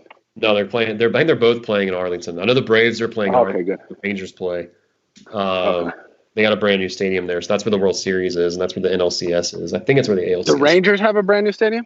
Yeah. Oh, okay. I didn't know that. Right next to Jerry World. Oh, dope. All right, so that's baseball. Baseball's chugging along, so nothing's, here we go. 2 for 2 of 2 sports that are about to pull this off. Yep. Basketball. So basketball, I'll take basketball. From what I understand, basketball did a bubble in Florida. I think there were 2 separate bubbles, right? They were both in Orlando. They were all in Orlando. They played on different courts, but it was in Orlando, the Disney complex. So everybody's in Orlando, and then honestly, didn't they have a game last night? Yeah, Game 5 was last night. Heat won to extend the series to Game 6 on Sunday. See, I didn't even know that. So we still have basketball still going on. Lakers Heat. Yep. Dope. LeBron's going to win that one and further solidify himself as, in my opinion, significantly better than Michael Jordan. I don't even think it's a debate. I don't even know why this debate is happening. LeBron is clearly a better basketball player than Michael Jordan. It's quantity over quality, but I think there's a debate about best versus greatest. Yes. So best would be to me who would win one-on-one. Yep. And to me that's not even close LeBron. Yeah, he's a freak. He could, and then greatest is more encompassing of winning the aura, I guess. Winning, the aura, championships, kind of more or less tangible, intangible factors. Yep. But honestly, at this point, I think LeBron's both the best and the greatest. Wow. Hot take. Yeah, I mean, dude, no one had hype. Dude, I mean, how many people can you point to in sports history that had hype from the jump and has not only lived up to it, but totally exceeded it? At the pressure this kid, he's fucking older than I am. This dude has been under since he was fucking 15. He's enormous. He was on the cover of SI in high school. And he's fucking exceeded expectations every step of the way on teams that were much less talented than the Bulls, except the Heat, obviously. And I guess you could make the late case of this Lakers team, but it's really just him and, Anthony Davis. Right. And once again, I'm not a basketball historian, and I definitely wasn't plugged into the NBA in the fucking 90s. But it seems to me that the level of competition is much higher now than it was then. It's less white. But you have teams like the Warriors. Yeah, no, I agree. LeBron has to go up against every year. You have Giannis. You have the league is just filled with studs these days. I mean, who was Jordan going up against? Jordan was going up against, Patrick Ewing, Karl Malone, and John Stockton. Yeah, Patrick Ewing. The Knicks, the Pistons teams they had to overcome early on, like the Isaiah Thomas, bad boys teams. Those are. Yeah, but those dudes weren't good at basketball on the level that Michael Jordan and LeBron James and Steph Curry and Klay Thompson and fucking Russell Westbrook and Kevin Durant and it was a much more it was much more team driven back then. There weren't as many superstars. Like it was much more like a concept or like a. Dude, I feel like LeBron would have just crushed every year. Probably in that league. Probably if you go back and drop 6-year-old like first year of the Heat LeBron in like 1994. I mean, he's 60 points a game. Like potentially. Yeah, and then you put Jordan versus LeBron 1-on-1 on a half court, 21. Yeah. I mean, come on. Yeah. That'd be close. No, yeah, I agree with that. But I mean, it's just like what is the mystique about Jordan that he was a dick? No, it's nostalgia. It's nostalgia about. Yes, that's not an argument. Just because Bill Simmons was in like the prime of his young life when Michael Jordan had his powers does not make him a better basketball player than LeBron. That's what it feels like. The argument is pure nostalgia. Yeah, it's mostly. Like, I remember the heyday of Jordan. It felt different for me personally than LeBron's heyday. Therefore, Jordan is better than LeBron. It's like, no, you may have had like a more powerful experience. I'll make a drug analogy just to kind of make this full picture for you. So yeah, really clarify it for me. Yeah. Spit it to me in my terms. Yeah. But it is gonna be a heroin reference. So I don't know if that's gonna. I haven't dabbled in heroin, but I'll pretend. I've done opiate. I've done pills. I've done plenty of pills. I would equate MJ to like pure black tar heroin, right? It was It was an 8-year window where he won 6 championships, and the only ones he didn't win was because he was retired. And it was this very high concentrated greatness that we saw for 6 out of 8 years. I was going to say uninterrupted, but it was just a very, very high. It was a very intense high for Michael Jordan. Whereas LeBron is more of like you cut that heroin with just like some baking powder, and it's spread out over 15, 20 years, and we kind of get numb to it, where it's just not as intense. So I think that's what we're dealing with. We're dealing with all these guys who shot up Michael Jordan for 6 years, this pure black tar heroin, and they're so addicted to it. But even though when you look at it in the totality, you can do more stuff when you're on a little bit more toned down version of this heroin, which is LeBron James, because it's over 2 decades. That's a great analogy, Buzz. Boom. That was perfect. I still am all LeBron all the day. I don't just want like a quick fling with heroin. I want to be able to get high like for decades. For a couple decades. You want to enjoy it for like 20 years versus like. That's the other thing, dude. I mean, I'm just repeating your analogy, but like in LeBron's favor, in my opinion, is the dude is like essentially at the peak of his powers. 17 years in? You got drafted in 03, right? Yeah, he's 30. He's 35, almost 36. 17 years in, and he's at the peak of the game. He's the best player in the league. Yeah, he's in the championship, dominating as the dude on his team. 17 years in the game. Like, what is this debate about? MJ was retired at this point. Retired at 36. Oh yeah, totally. Yeah.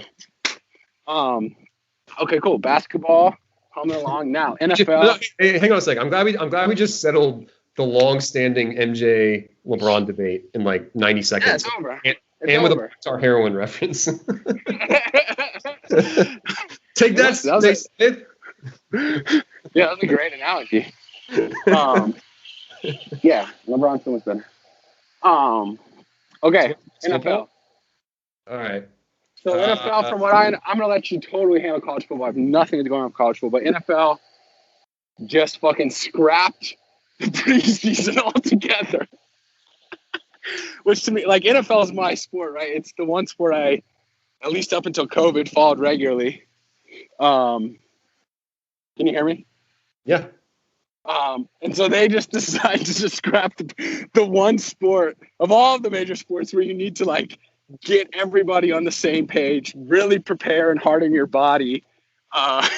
Like you need a lead up, you need preparation, at least a month. And the NFL is just like, let's just fucking start. Week 1 next week, let's go. And so anyway, I watched week 1, week 2, and week 3, or at least the highlights. I watched either condensed version or the highlights of every single game, week 1 through 3. And then tomorrow's week 5, right? Yep. And then, Thursday.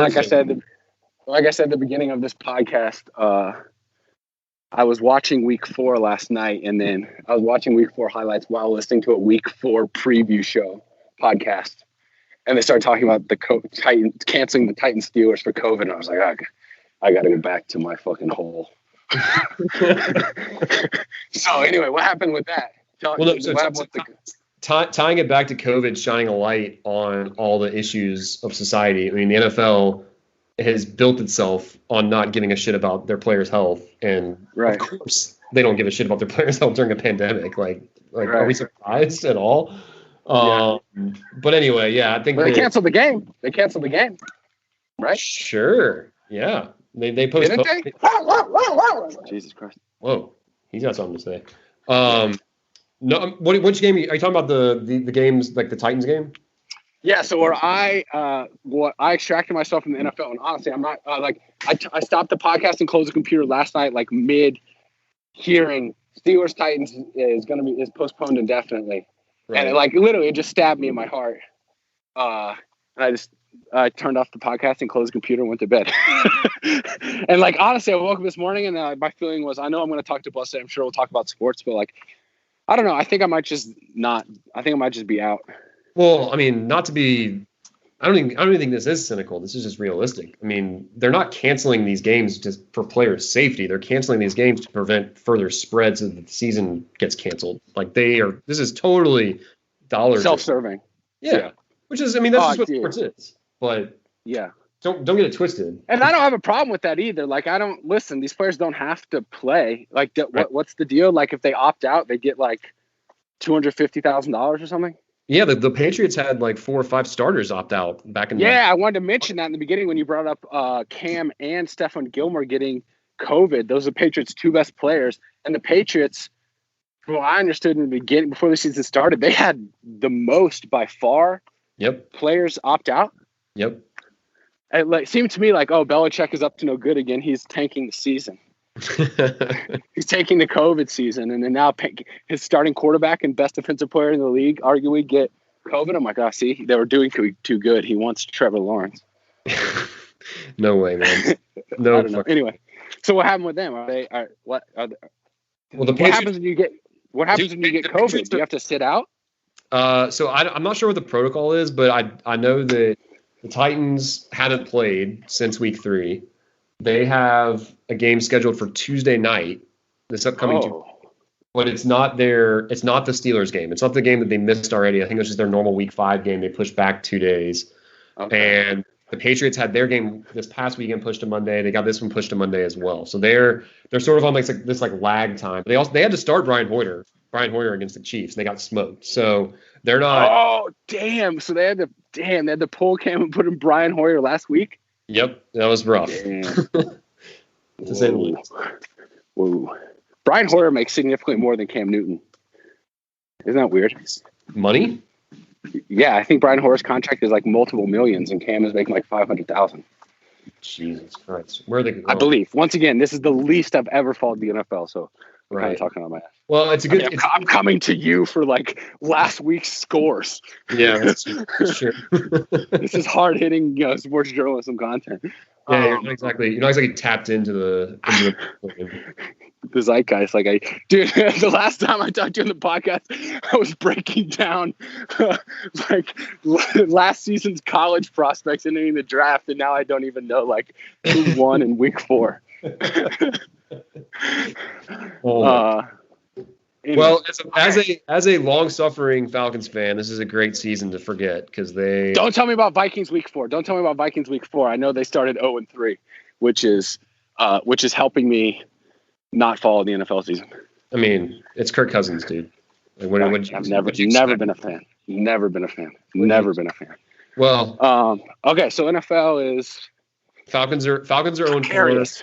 Falcons are 0-4. You know that the Falcons blew. Yeah, week 3 was the Bears blow. So I saw that game. Yeah, the huge comeback. Yeah, they blew 2 fourth quarter leads of 15 points or more in back-to-back weeks. Whoa, pretty good. At least it's the first time they've done something like that. Yes, this is the first moment of embarrassment for this coaching staff ever. So long leash. I'm sure he'll turn it around. Yeah. I'm convinced. By the way, I'm convinced. Just while we're on the subject, I'm convinced that Dan Quinn has an Arthur Blank P tape. Yeah, I mean, some of these coaches, man, I mean, it's kind of incredible that they stick around this long. Dan Quinn, I mean, He's got honestly, I know he went to the Super Bowl, but honestly, I think he should have been fired like the day after the Super Bowl. Thank you. I told my dad Just not even as like an indictment of his ability as a coach, but just to clean house. Clean house. You got to get rid of that energy. Yes. You can't 100%. have that energy to stick around in the locker room. And like I said, it's not. I mean, he took a team to the Super Bowl, so obviously he knows something. But it's a loser. It's a loser mentality, man, and it's seeped into the DNA. You can't just run it back with the same coach, the same quarterback, the same face of the franchise and Julio Jones. Obviously, you're not going to trade Julio Jones or Matt Ryan, but okay, if those guys are still going to be the foundation of your franchise, you got to change something. Yes, they did. They did change their uniforms this year, which is pretty cool. Bad juju. There's just bad juju all over that team. You gotta 100%. Yeah, I was right there with you. I was talking to my dad today after that Super Bowl, and I was like, they gotta fire everybody. And my dad kind of chuckled because he knew. I mean, and I knew it wasn't gonna happen, but and it's such a knee jerk reaction to say, oh yeah, there's no way that's gonna happen. But yeah, you fast forward 4 years, and here we are. We're still stuck in this maybe give him the next season and see if he can bring you guys back to the the conference championship or make a run in the playoffs, and then maybe if he makes a big run in the playoffs, I guess maybe. But dude, even still, it's it's bad. Unless you're winning the Super Bowl the next season, it's bad juju. Yeah, it's exactly. I believe in that. I believe literally there's some invisible force that's negative energy that's just haunting that locker room. 100%. Yeah, 100%. Ugh. Okay, so the NFL is happening, but precarious. But in your opinion, they're going to finish. Would you say you think they're going to finish the season, have a Super Bowl, and all that shit? For sure. They've got contingencies built in. They've got extra bye weeks. They've got, they can extend the season. I think week 19 or week 20 is probably in play. They'll figure something out. Oh, I got you. Yeah. That's what happens. And dog, when you're the biggest sport, you got a little bit more leeway with that kind of stuff, I feel like. Yeah. There's a lot more loyalty. And once again, back to I hate all of this is political. This fucking global pandemic is a political football, pun intended. But it's the NFL fan base, dude, I imagine has far different political leanings from a general perspective than the NBA fan base. 100%. So anyway, we got on the subject. We started off the podcast talking sports, really, and then how we transitioned to deep political and life topics was you were telling me about college football. Yes. And you were telling me about these stadiums being half full, and that's how we got. And I was saying, you were telling me the Auburn-Georgia game, they're supposed to be at 25% capacity, which at these Southern college football stadiums or, big conference college football stadiums, these 100,000 seat stadiums, some of these. So 25,000 people is more than a full basketball arena. Yep. 25,000 people. So you were telling me, but on TV it looks more like 60%, not 25% capacity. And I was saying that brings joy to my heart. Once again, I know it probably brings fucking anger and terror to other people's hearts, and I totally acknowledge that as well. And I don't think I'm right and other people are wrong, but just my gut reaction when I hear half full college football stadium, my gut reaction is fuck yes. Well, not to get hung up on semantics, but when you think about a 25% capacity stadium, you're thinking one person every 4 seats throughout every section, and that's just not what it looks like. It looks like I imagine the student sections are students sitting together, right? They're practically making out with each other. You're 19 years old. What are you gonna do? You don't give a shit. You're invincible. Yeah. Which is so funny. Yeah. Which is so funny because the college campus, as you and I both know, especially that college campus, is ripe for bad decision making. And not only that, but then you go back to your homes and you go back across the country and you spread whatever the hell is in that beer pong cup back to your family. And the next thing you know, bye grandma.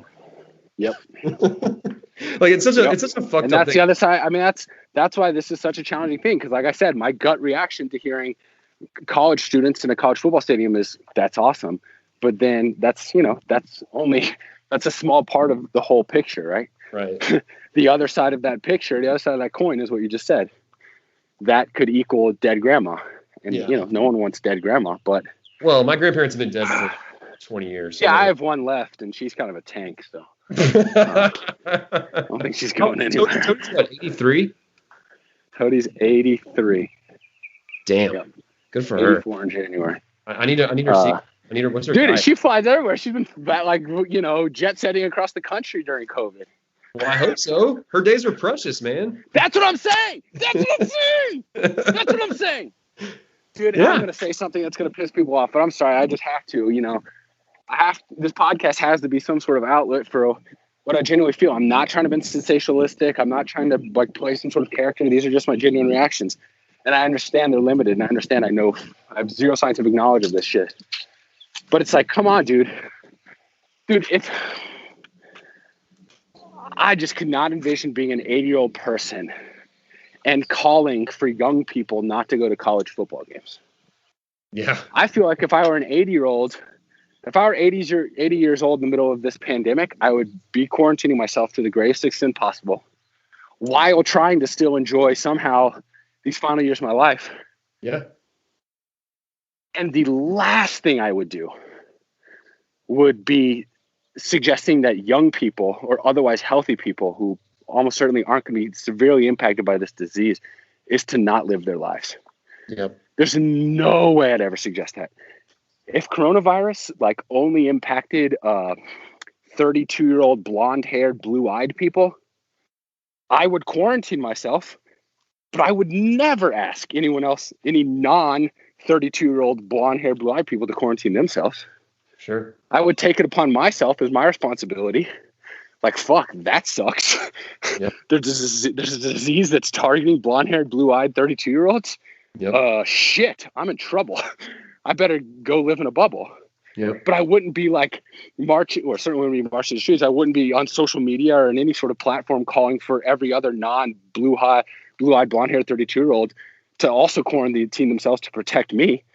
I would never do that. I don't. Well,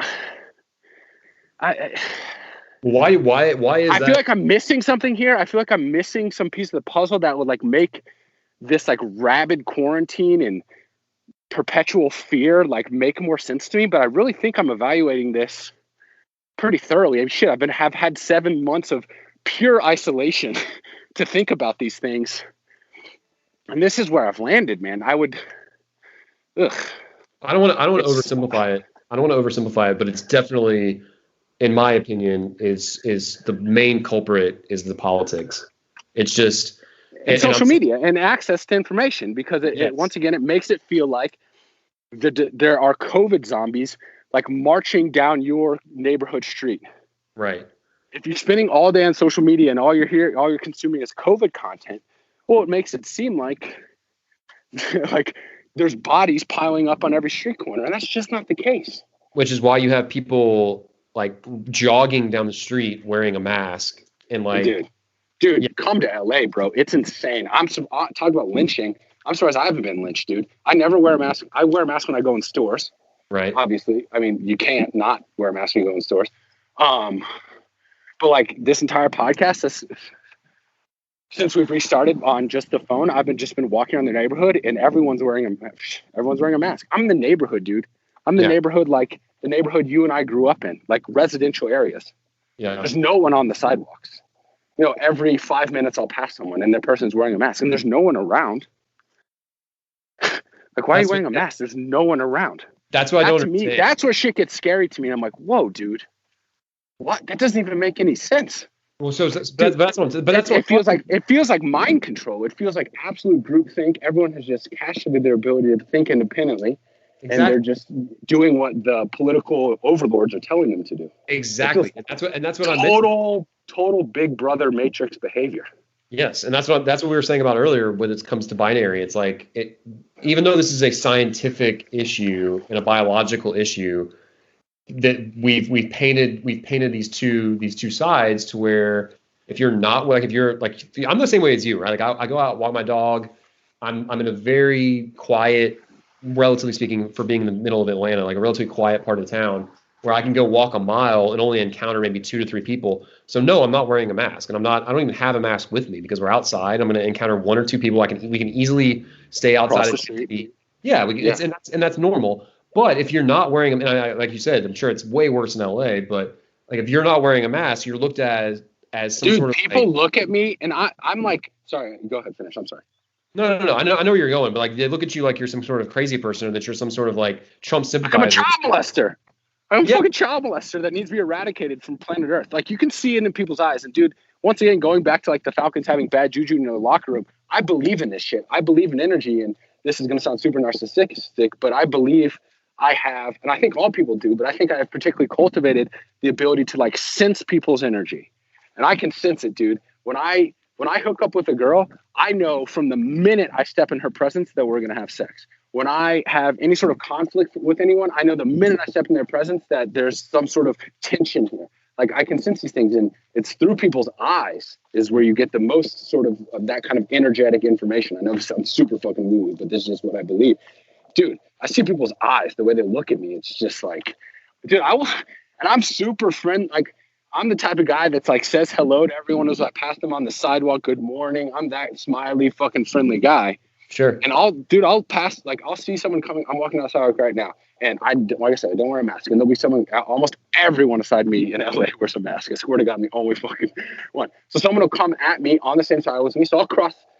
I would never ask anyone I don't give a fuck if that person's not wearing a mask and we walk right past each other and fucking, give each other a high five. I don't give a fuck. But out of respect for other people, I'll cross the street. Sure. But like as I'll cross the street or like as we're approaching each other, I'll say like, hey, good morning. And people would just stare me fucking down and not say a word. Like, good God. And I think it's getting to the point back to what you said about the binary thing. I think people are not only like pissed at me because I'm not wearing a mask because their political overlords told them that non-masked people are bad guys. Exactly. It's like, I think they look, so it's not only is that guy not wearing a mask, he also must be the enemy in every other way. Right. Like he also must be pro-life. He also must, want to build a wall. He also must want to, I don't know, hang black people from every tree in the neighborhood. It's, ugh. Well, Dude, shut down your fucking social media, people. Get out and start living the life. Breathe the air. Get some sunshine on your skin. I think you boil it down to one thing, and it's because the overarching message of wearing a mask is I'm not doing it and I'm quoting, I'm not doing it to protect myself, I'm doing it to protect you. And that's this ad campaign that is sort of that's the ad campaign. Right. But if you that's great marketing. If you really look deep down, people aren't doing that to protect other people. That's not how people yes, dude, that's not how people's behavior is adding up. No, not how people's behavior is adding up. They're doing it because, to your point, they're doing what their political overlords told them, but primarily they're doing it to make themselves feel better about themselves. Yep. I'm wearing a mask, being I'm on the right side of history. Okay, sure. Like in general, like gatherings, yeah, you're probably right. But if I'm walking on the street and somebody else isn't wearing a mask, they're not going to get me sick. I'm not going to get them sick. So just move the fuck on. Yes. That's it. It's supposed to be a tool, right? It's supposed to be a tool for the virus, antivirus spreading, right? It's not supposed to be like a scarlet, like some sort of it's a jersey. It's exactly back to the sports analogy. It's a fucking jersey. You're wearing a Patriots shirt. You're wearing your blue jersey. If you're not wearing a mask, you're wearing a red jersey. Dude, fuck, dude. No. Hang on. You can draw an even sharper line because teams are making fucking masks. And you've actually got you literally have people wearing their team logo on their mask, and it's like, holy shit, this is too on the nose, like literally. Dude, I mean, and that's where I kind of put my foot down. It's like I'm not. This is where I almost do get kind of.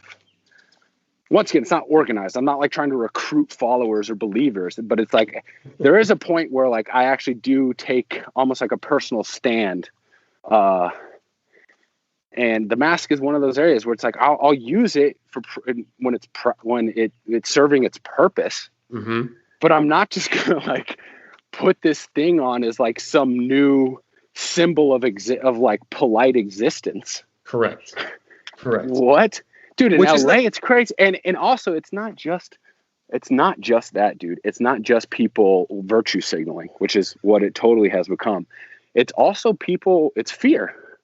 It's people, people are wearing the mask because they're afraid of the virus. Even though, I mean, once again, I'm no fucking scientist, but I believe, like you said, the mask is supposed to protect other people from you, not protect you from the virus, right? Is that generally the...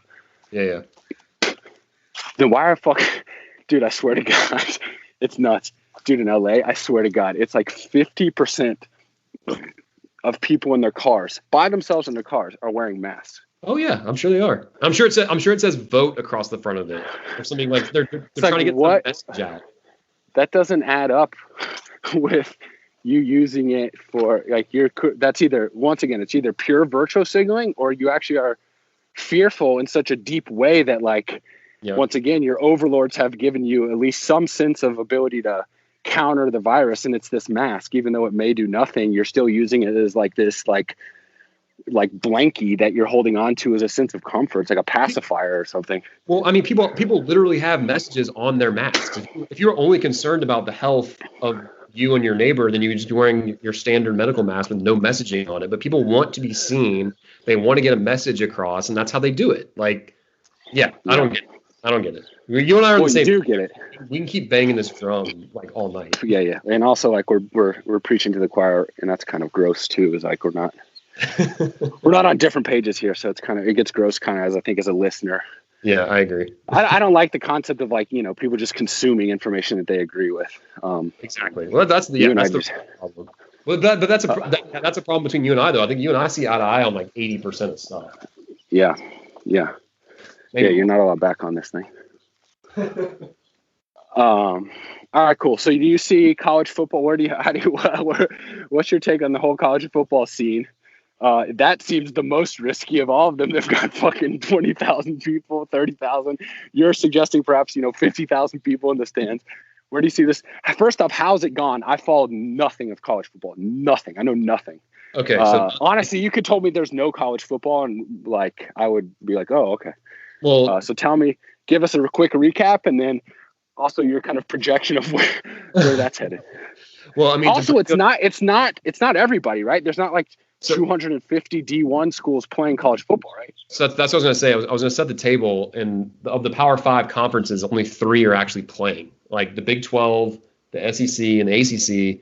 Back in June, we're like, fuck it, we're going ahead. Like we're gonna play. Like this is too much money. Like this is way too important to have some sort of.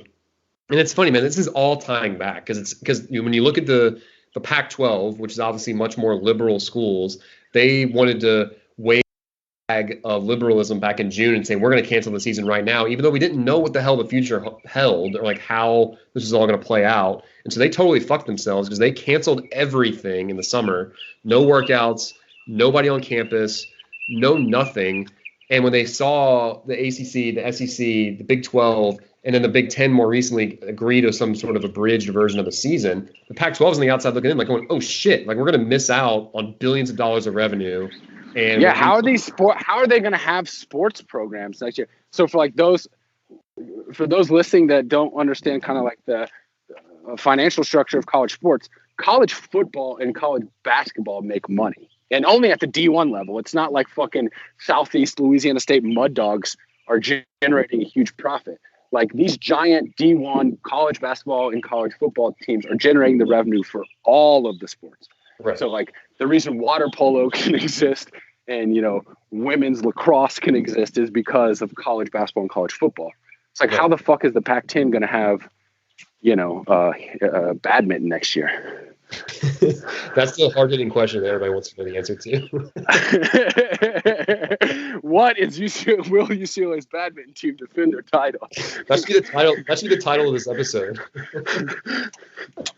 Anyway, go ahead. Sorry. I mean, dude, you're asking the wrong person. I have no clue Okay. how the financials and the economics break out. But the fact of the matter is, the Pac-12 was talking about virtue signaling, canceling all sports in June. Was the uber liberal West Coast thing to do, and they didn't really get much positive or negative feedback on that or coverage on that. It's just like, okay, the Pac-12 is going to cancel their season because Berkeley is in that conference. Of course they're going to do that. And of course the SEC with all the Southern schools are going to just forge ahead. Look at those idiots, those conservative idiots. And it's like, the fact of the matter is, this is a day-to-day, week-to-week thing. And to make that broad decision so long ago is coming back to backfire. So now they're going to have a season in November, the Pac-12. They're starting their football season in November. It's going to be 6 games. And who the fuck? So now the Pac-12's all of a sudden back on board? Yeah, man, they're back in. Oh my God. 6-game season starting in November. What happened to all that? Like, what happened to all that? Like, does anyone have like true principles and beliefs that they stick to? Hell no. The Pac-12 commissioner gave himself a raise.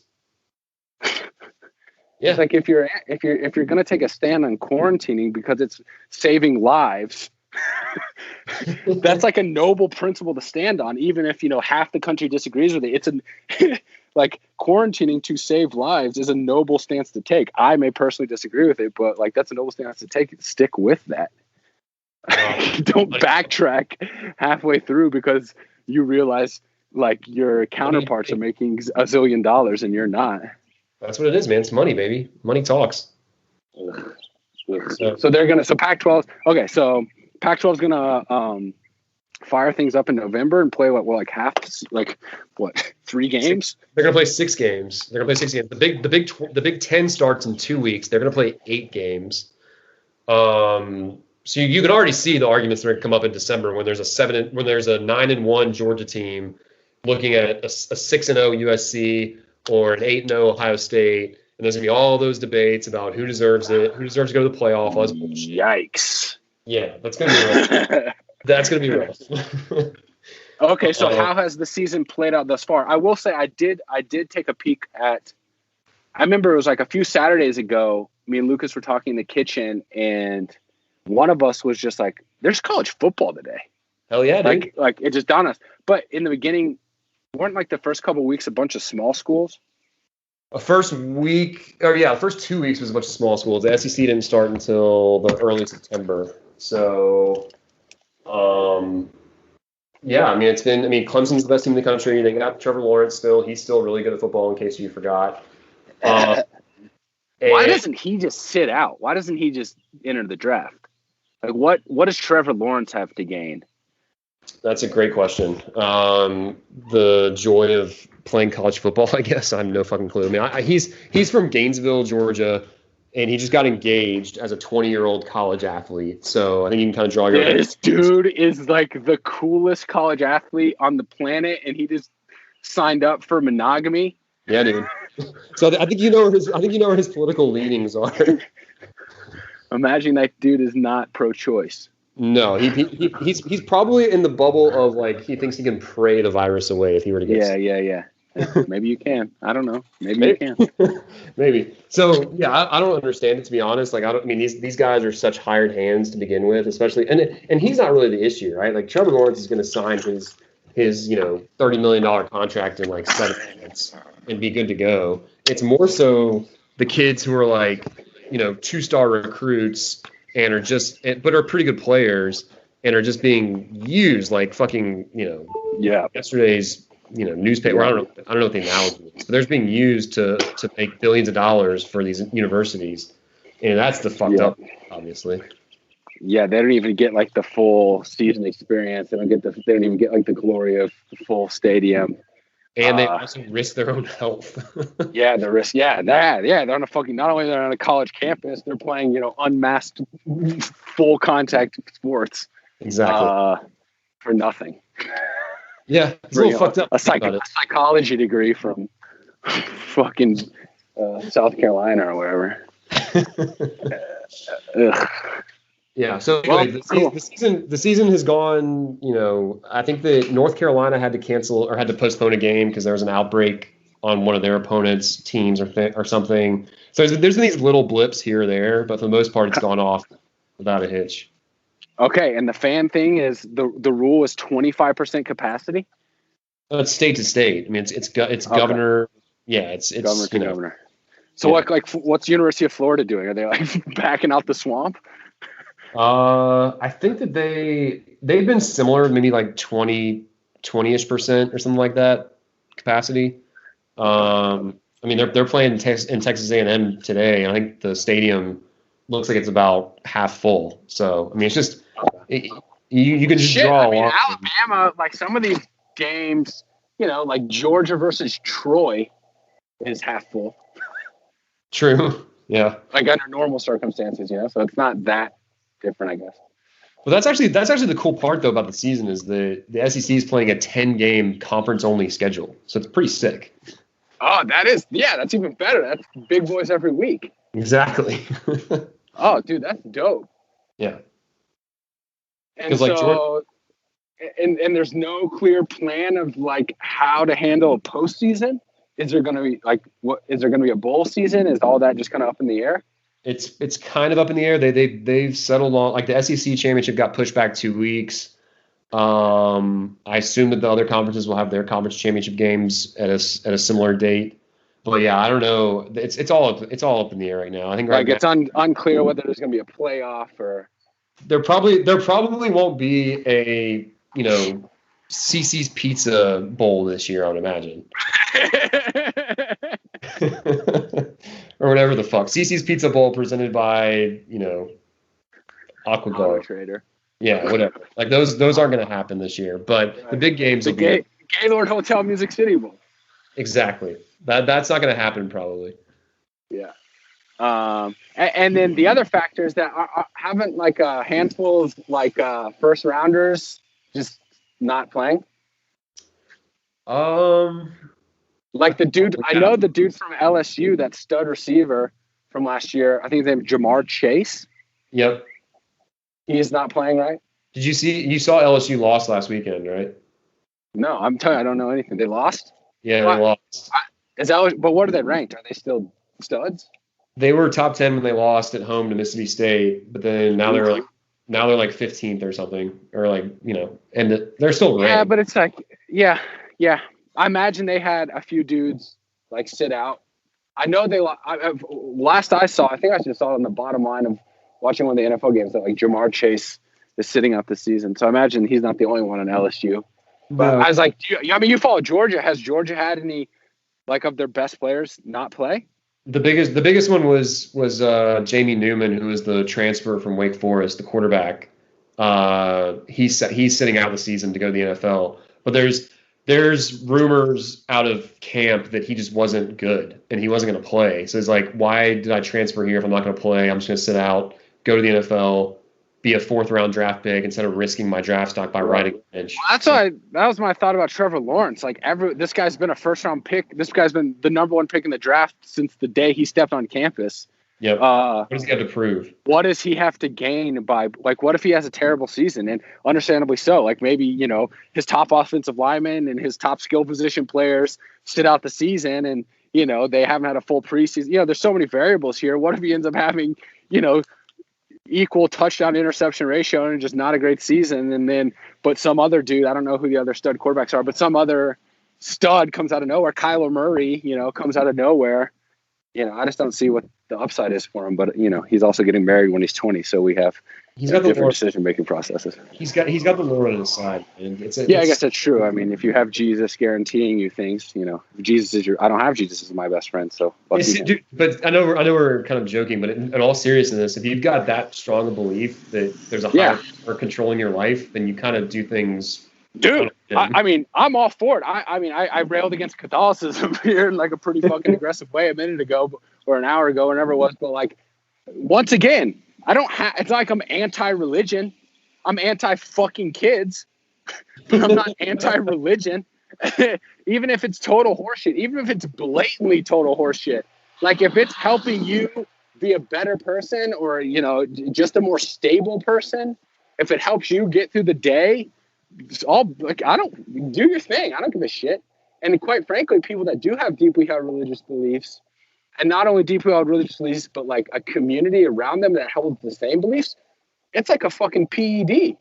Like I would love that. I would love if I had some steadfast belief in a higher power and like some sort of enduring notion that everything is gonna be all right. And not only that, between like my relationship and this invisible Superman in the sky, but also like a community of other human beings around me that, have the same faith. That would be an incredible boost to daily existence. So, I mean, I think it's amazing. But, I kind of see the man behind the curtain here with the religion thing. You and I are going to disagree a little bit on that, because I think that the systematic issue with the religion far outweigh Yeah. No, I don't agree. Yeah, it gets to a point when there's the community of people that hold the same belief gets too large, and it gets too out of control, and then all of a sudden, not only are you there's a switch that happens between like your personal beliefs to like your club, like your team of people you're hanging out with who share the belief, to then that gets to a larger point where now it's okay, now we have to convert more people. And then it gets to an even larger point where it's like, okay, not only do we have to convert more people that don't convert or people that don't believe the way we are the bad guy. It's like politics, dude. It's like politics. And you start up in a little tribe and there's like of 100 people and there's a chief. And it's like, all right, this chief kind of calls the shots. Maybe there's a council of elders and they make the rules for this village of 100 people. And it's like, oh, well, we're going to link up with another tribe. So now, maybe you got a chief making rules for 500 people. And the next thing you know, you're electing Donald Trump to be the chief of 325 million people. And it's like, okay, well, now this thing has really spiraled out of control. It's the same for religion, right? It's now all of a sudden you think that you are right and then everything you do is right. And you have like kind of carte blanche from God. And so next thing you know, it's like you're doing God's work by, making a 7-year-old suck your dick.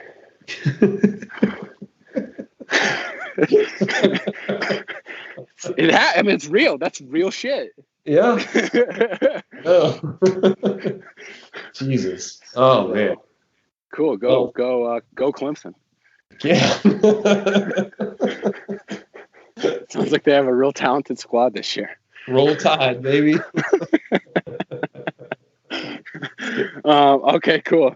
All right. How far are we into this thing? Seems like a good place to perhaps wrap it up. Anything you need to get off your chest? I think that's good content. Dude, so going forward with this thing, so this is, I'll include this in the podcast as well, but this is a total week to week proposition, this podcast. So anytime you have something you want to get off your chest, let me know, and you can let's hop on and let's shoot the shit again. Because I don't have any guests. I texted. Well, I don't need to like go totally into the sausage just made. But long story short is I don't have any sort of firm plan for where this thing is going from here in this podcast. Right.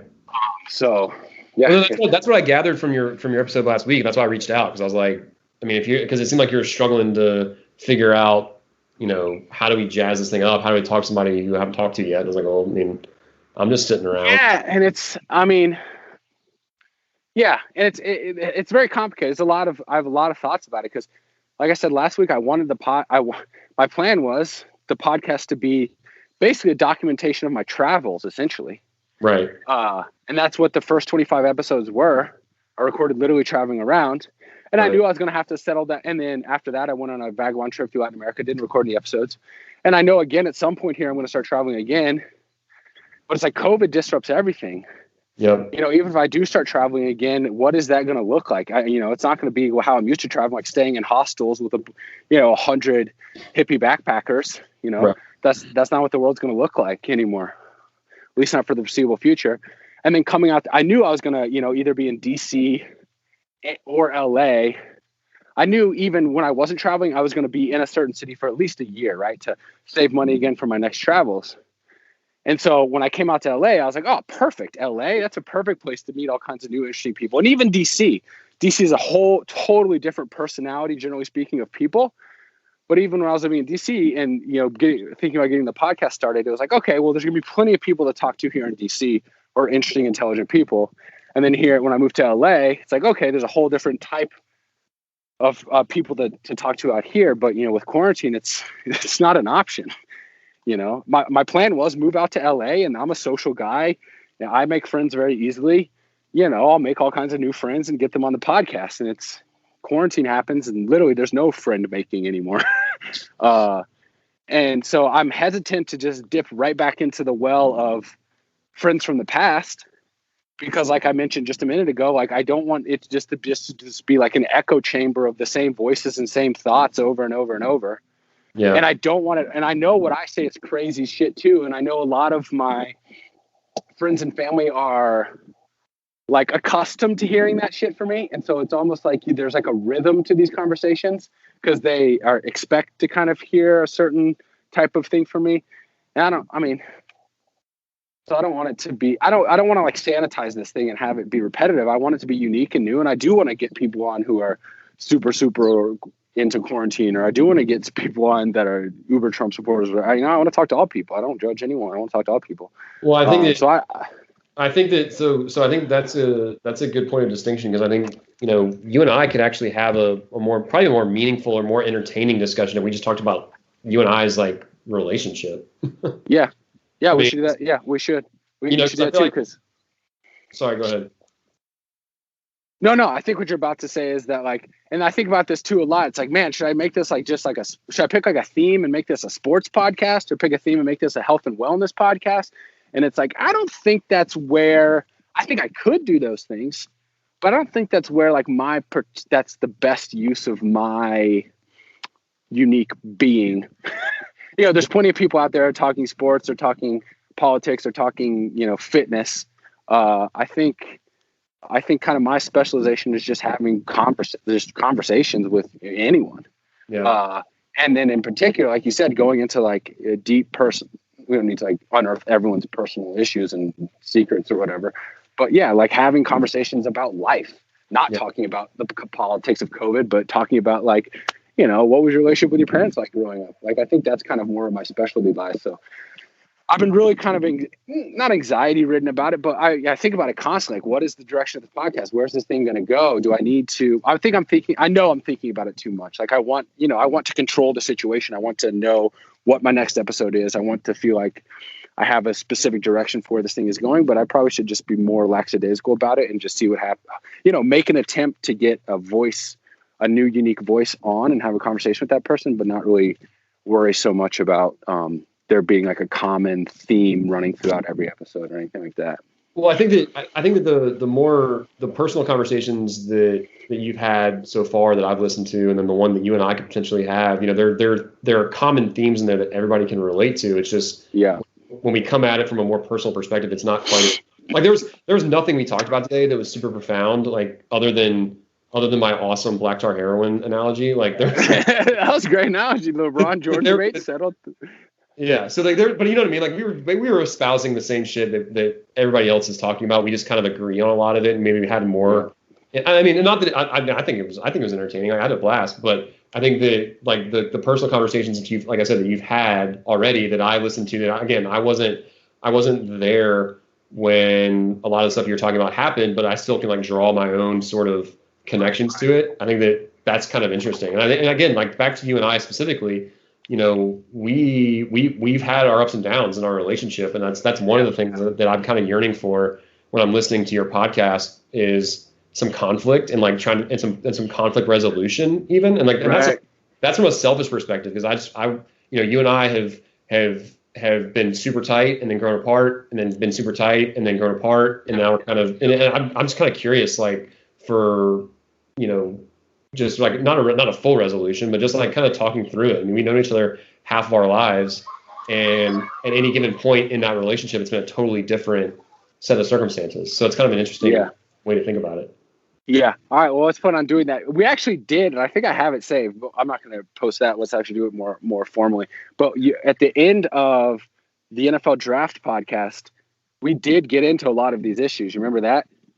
Yeah, I think I was kind of like grilling Lenny about his Judaism and like how I feel like that's going to block for our friendship.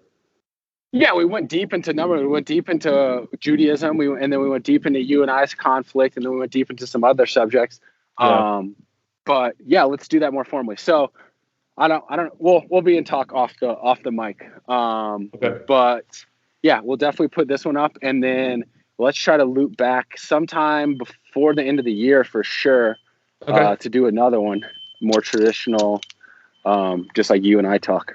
Sweet, man. All right, good. That makes me feel better too. At least I know I have, like, literally next week I have nothing planned, right? So it's like, okay, well, at least I know I have one buzz one confirmed, another buzz one confirmed here in a little bit. But I'm gonna post this one tomorrow, and so next week I don't want to do you again. In the following week, let's trade. It could be though, dude. Who knows? Like maybe it does evolve into that. Maybe this is just like me and you each week. I don't have kids. 5 years from now, we'll we'll both be in our COVID bunkers. Like one of 1.5 million people left on planet Earth. Hell yeah, sounds great. So we'll see. All right, dog. Well, I appreciate you doing this, dude. Yeah, man. I want to get into it right now, but no, we'll get into it. We got plenty of content to tap into. Yeah, and at least on my end, nothing else to do. I don't have much to do. That's just great. All right, well, go Dogs. They're about to kick off, right? 45 minutes, baby. We're gonna beat the Vols. Let's go. That's right. Oh, so real quick, what's the Georgia Bulldogs? What's happened so far in their season? We'll close with that. They look like shit against Arkansas in the first half. So real quick, me and Buzz we didn't even say any of this at the beginning. Maybe I'll do a little intro. Because later at the end, Buzz and I went to high school together and college together. And we graduated together from the University of Georgia. And so, Buzz, real quick recap of University of Georgia's football season thus far. Yeah, at Arkansas week 1. Were they highly ranked entering the season? Oh yeah, we're third in the country preseason. All right, yeah, shit. Yeah, football factory. I mean, you tried to play there. You know how hard it is to get on that squad. Believe me. Yeah, I have a lot of insider information I can't really divulge about the program on podcast. So. Go ahead. I'll humor you and pretend like you're the expert. Yeah, so top 5 team heading into the year. Looked like shit in the first half against Arkansas because they're trying to replace their quarterback, Jake Fromm, who went in the NFL. They turned it on a little bit in the second half, kind of made the score look a little bit more respectable. And then they absolutely worked Auburn last weekend, another top 10 team. Whoa, really? Auburn was top 10 as well, and they fucked them up? Yeah, totally manhandled them, beat them, I think, 27-6. Really even more imbalance than that would entail because they just worked them. Was it home or at Auburn? It was in Athens. Yeah, but just a total blowout in my opinion.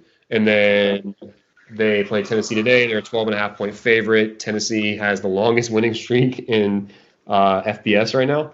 What? Yeah, they have an 8-game winning streak, which is the longest in FBS. So really? Well, amongst Power 5, I think Air Force or somebody has a 9-game winning streak, but that doesn't count. Wow, that's incredible. That's kind of cool. They haven't beaten anybody though, so they're kind of like a paper tiger, if you ask me. Right. But yeah, they're back in Athens, 12.5 point favorites. Game kicks off in 20 minutes. Hopefully they can continue. Is Tennessee ranked? 14. 14. Okay. All right, go Dogs, baby. Go Dogs, let's go. I hope everyone enjoys themselves in the stadium. I would say stay safe, but I think people have made. I think 19-year-olds have made the decision not to stay safe, and I think that's perfectly fine. Stay safe. Don't stay safe. It's your life. Handle your life. How you want to handle your life. Do you out there? That's how we're gonna close this thing out. Sweet. All right, brother. Well, we'll talk. We'll talk off air about when we'll do our next one. But let's do a next one here before the end of the year. Thank you for doing this one, dog. I really appreciate it. Yeah, man. Have a good weekend. All right, dog. Brother, I'll talk to you soon. Later. Peace.